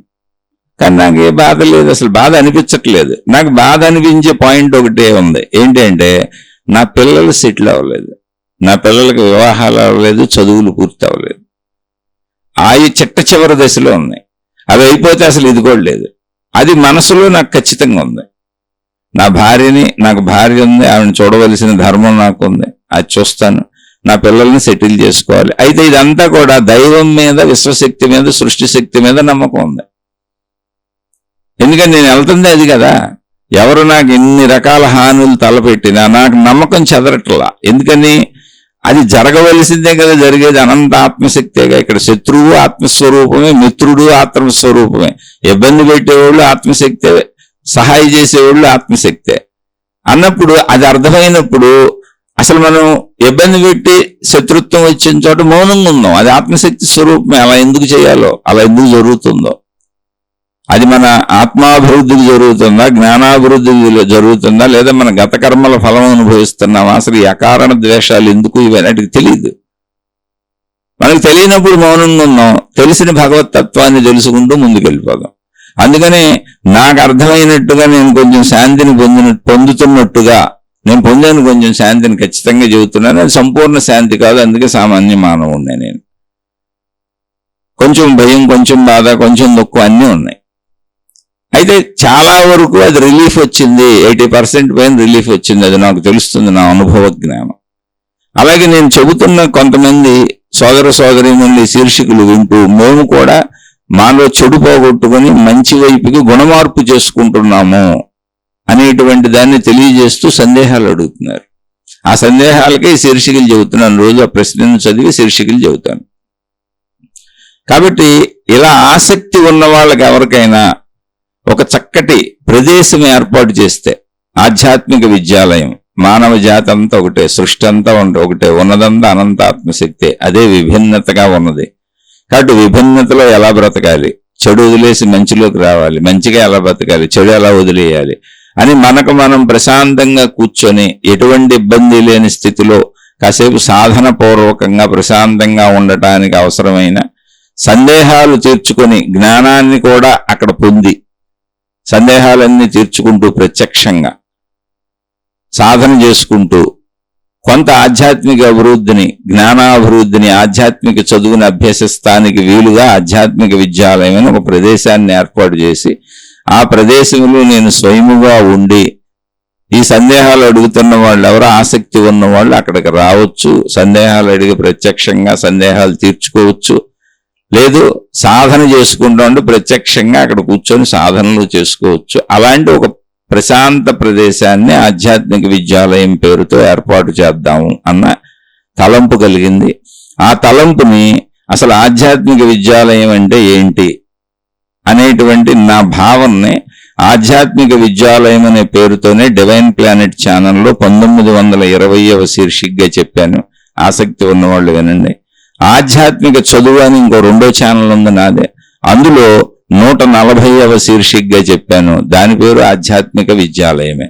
రెండింటిలో చెప్పినటువంటి మ్యాటర్ ఒకటే, సబ్జెక్ట్ ఒకటే. ఆధ్యాత్మిక విద్యాలయం అంటే నా ఉద్దేశం ఏంటో చెప్పాను. ఆసక్తి ఉన్న వాళ్ళు అది కూడా వినండి. ఇక్కడ ప్రశ్నపరంగా ఇప్పుడు దేవుళ్ళు దేవతలు ఉన్నారా లేరంటే ఉన్నారు. అనంత ఆత్మశక్తికి అతి దగ్గరలో అంటుకుపోయి ఉన్న స్వరూపాలు దేవుళ్ళు దేవతలు. వాళ్ళు ముక్తులుగా అనంత ఆత్మశక్తిగానూ ఉండిపోగలరు.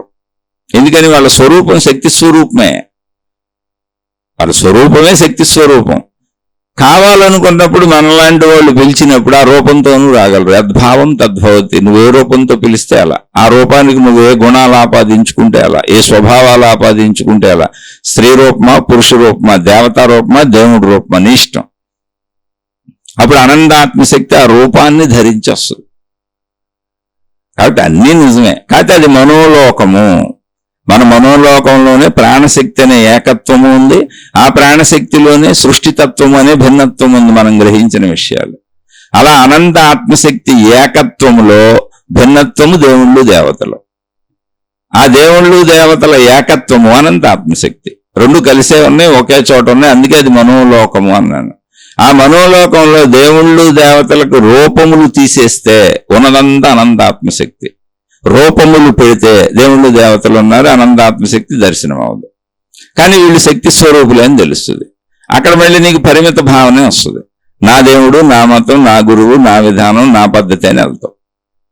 అది కూడా దాటితే అనంతాత్మశక్తి. మనోలోకాన్ని కూడా దాటితే ప్రాణశక్తి. ఆలోచించి చూడండి, మీకు అర్థమైతే ఓకే. అర్థం కాకపోతే మళ్ళీ స్పష్టంగా క్లారిటీగా మీరు ప్రశ్న అడగండి, ఎన్నిసార్లైనా చెబుతాను. ఎందుకనండి ఇది అర్థమయ్యే వరకు మనం గ్రహించటమే, అర్థమయ్యే వరకు చదువుకోవటం, చెప్పుకోవటం, వినటం, అర్థం చేసుకుని నాకు అర్థమయ్యిందని స్థితి వచ్చే వరకు చదువుకోవటమే ఆధ్యాత్మిక చదువు, ఆత్మజ్ఞాన చదువు. కాబట్టి ఎక్కడ ఇందులో విభేదం లేదు, అదేదో మనకు అర్థం అవట్లేదంతే. ఇప్పుడు మతాలు విభేదించుకున్నా, మార్గాలు విభేదించుకున్నా, మనుషులు విభేదించుకున్నా, మన ఎవరన్నా మోసం చేసినా, మనకెవరైనా మేలు చేసినా ఏదో ఎక్కడో మనకు అర్థం అవటం లేదు ఆ తత్వము. దాన్ని అర్థం చేసుకోవటానికి మహాత్ములు అన్ని రకాలుగా మనకు అన్ని అందించారు. కర్మ సిద్ధాంతం అందించారు, యద్భావం తద్భవతి అన్నారు, బుద్ధి కర్మానుసరణి అన్నారు, సర్వం ఆత్మమయం జగత్ అన్నారు, సర్వం కల్విదం బ్రహ్మం అన్నారు, సత్యం జ్ఞానం అనంతం బ్రహ్మ అన్నారు, అహం బ్రహ్మస్మి అన్నారు, తత్వమసి అన్నారు. ఎన్నో చెప్పుకుంటూ వచ్చారు. అందులో స్టెప్ బై స్టెప్ వెళ్ళాలి. కాబట్టి ఎవరు ఏ స్థాయిలో ఉండి ప్రశ్న అడిగినా మనం దాన్ని విశ్లేషించుకుంటూ ముందుకెళ్ళడమే ఆధ్యాత్మిక చదువు. ఆలోచించి చూడండి, అర్థం చేసుకోండి. అర్థమైతే ఓకే, అర్థం కాకపోతే ఏం అర్థం కాలేదు మళ్ళీ ప్రశ్న రూపంలో అడగండి, చెప్పుకునే ప్రయత్నం చేద్దాం. ఇక ఇది నచ్చని వాళ్ళు, ఇది మెచ్చని వాళ్ళు, అకారణ ద్వేషాలు పెంచుకునేవాళ్ళు. ఎందుకంటే నాకు ముందే చెప్పుకొచ్చాక ఆధ్యాత్మిక ప్రచురణలని 25-30 ఏళ్ల క్రితమే పెడితే నేను అది ఆపేయాల్సి వచ్చింది ఘర్షణల వలన. అవి మా సొంత వాళ్లే పగబెట్టిన తాచువలే ఉంటారు నా వైపు. పాపం ఏంటో వాళ్ళ భావన. మరి అది ఎన్ని జన్మల నుంచి వస్తుందో పర్వాల పన్నెండు, భగవంతుడే అన్నింటినీ సెటిల్ చేస్తాడు. నేనైతే మౌనం ఎప్పటికే. మళ్ళీ వాళ్ళ వల్లనే ఇప్పుడు జీవితకాల మౌనం పెట్టుకున్నా. వాళ్ళ పగబెట్టిన తాచువలే వెళ్తా ఉంటారు. వెళ్ళనే ఉన్నాయి, మంచిదే, ఏమవుద్ది. అలా అలా ఆత్మజ్ఞానానికి వచ్చేసాను. వాళ్ళ పుణ్యమే ఆత్మజ్ఞానం దాకా రావటం. ఒకవేళ ఆత్మజ్ఞానం దాకా నా బోటి వాడు రావాలంటే ఎలాగే జరగాలేమో, ఇది సృష్టి నిర్ణయం ఏమో నాకు తెలియదు. అందుకని ఎవరిని చెడు అనుకోవట్లే, ఎవరిని మంచి అనుకోవట్లే, మౌనంగా ఉన్నా.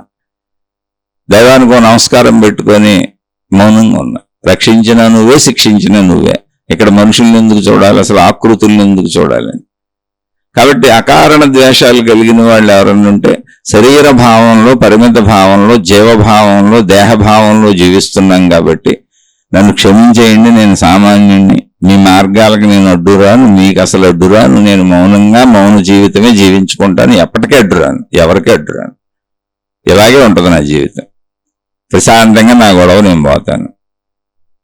ఎవరైనా ఆసక్తి ఉండి ఇది నేర్చుకుంటాం, ఇది తెలుసుకుంటాం అనుకునే వాళ్ళ కోసం అటువంటి వాళ్ళు ఉంటే ఆధ్యాత్మిక విద్యాలయం ప్రారంభిస్తాను. అది కూడా ఇప్పుడు కాదు. నా కూతురు కొడుకు కొంచెం సెటిల్ అవ్వాలి, ఆ మార్గంలో వెళ్ళాలి, అతి దగ్గరలో ఉన్నారు వాళ్ళు. అది అయిపోతే అప్పుడు చేస్తాను. ఎందుకనంటే నా కూతురు కొడుకు కోసం నేను కొంత సమయం కేటాయించాలి. నా భార్య ఎలాగో జీవితం మొత్తం నాతో ఉండే ఆవిడే, కానీ వాళ్ళ జీవితాలు వాళ్ళకి సమకూర్చి వాళ్ళకి అందించేస్తే నా ఈ జన్మకే నా సంపూర్ణ బాధ్యతలు పూర్తయిపోతాయి. అవి పూర్తి చేసుకొని అప్పుడు ఇందులోకి దిగుతాను ఆధ్యాత్మిక విద్యాలయం. ఎవరైనా రావాలనుకున్న వాళ్ళు రావచ్చు, ప్రదేశాన్ని ఏర్పాటు చేస్తాను, ధన సంబంధాలు ఉండవు, ఎటువంటి గుర్తింపు సంబంధాలు ఉండవు. అందుకే మీరు ఆధ్యాత్మిక విద్యాలయం శీర్షిక వింటే ఆసక్తి ఉన్న వాళ్ళకే అది అర్థమవుతుంది. నచ్చని వాళ్ళు క్షమించి మీ మార్గాల్లో మీరు వెళ్ళిపోండి. నచ్చిన వాళ్ళు చక్కగా వింటూ మీ అభిప్రాయాలను కామెంట్ల రూపంలో తెలియచేయండి. సందేహాలు ఉన్న వాళ్ళు ప్రశ్నల రూపంలో అడగండి. శుభమస్తు. మీకు మీ కుటుంబ సభ్యులకు మేలు చేకూరుగాక. మరలా మరొక కొత్త శీర్షికతో కలుసుకుందాం.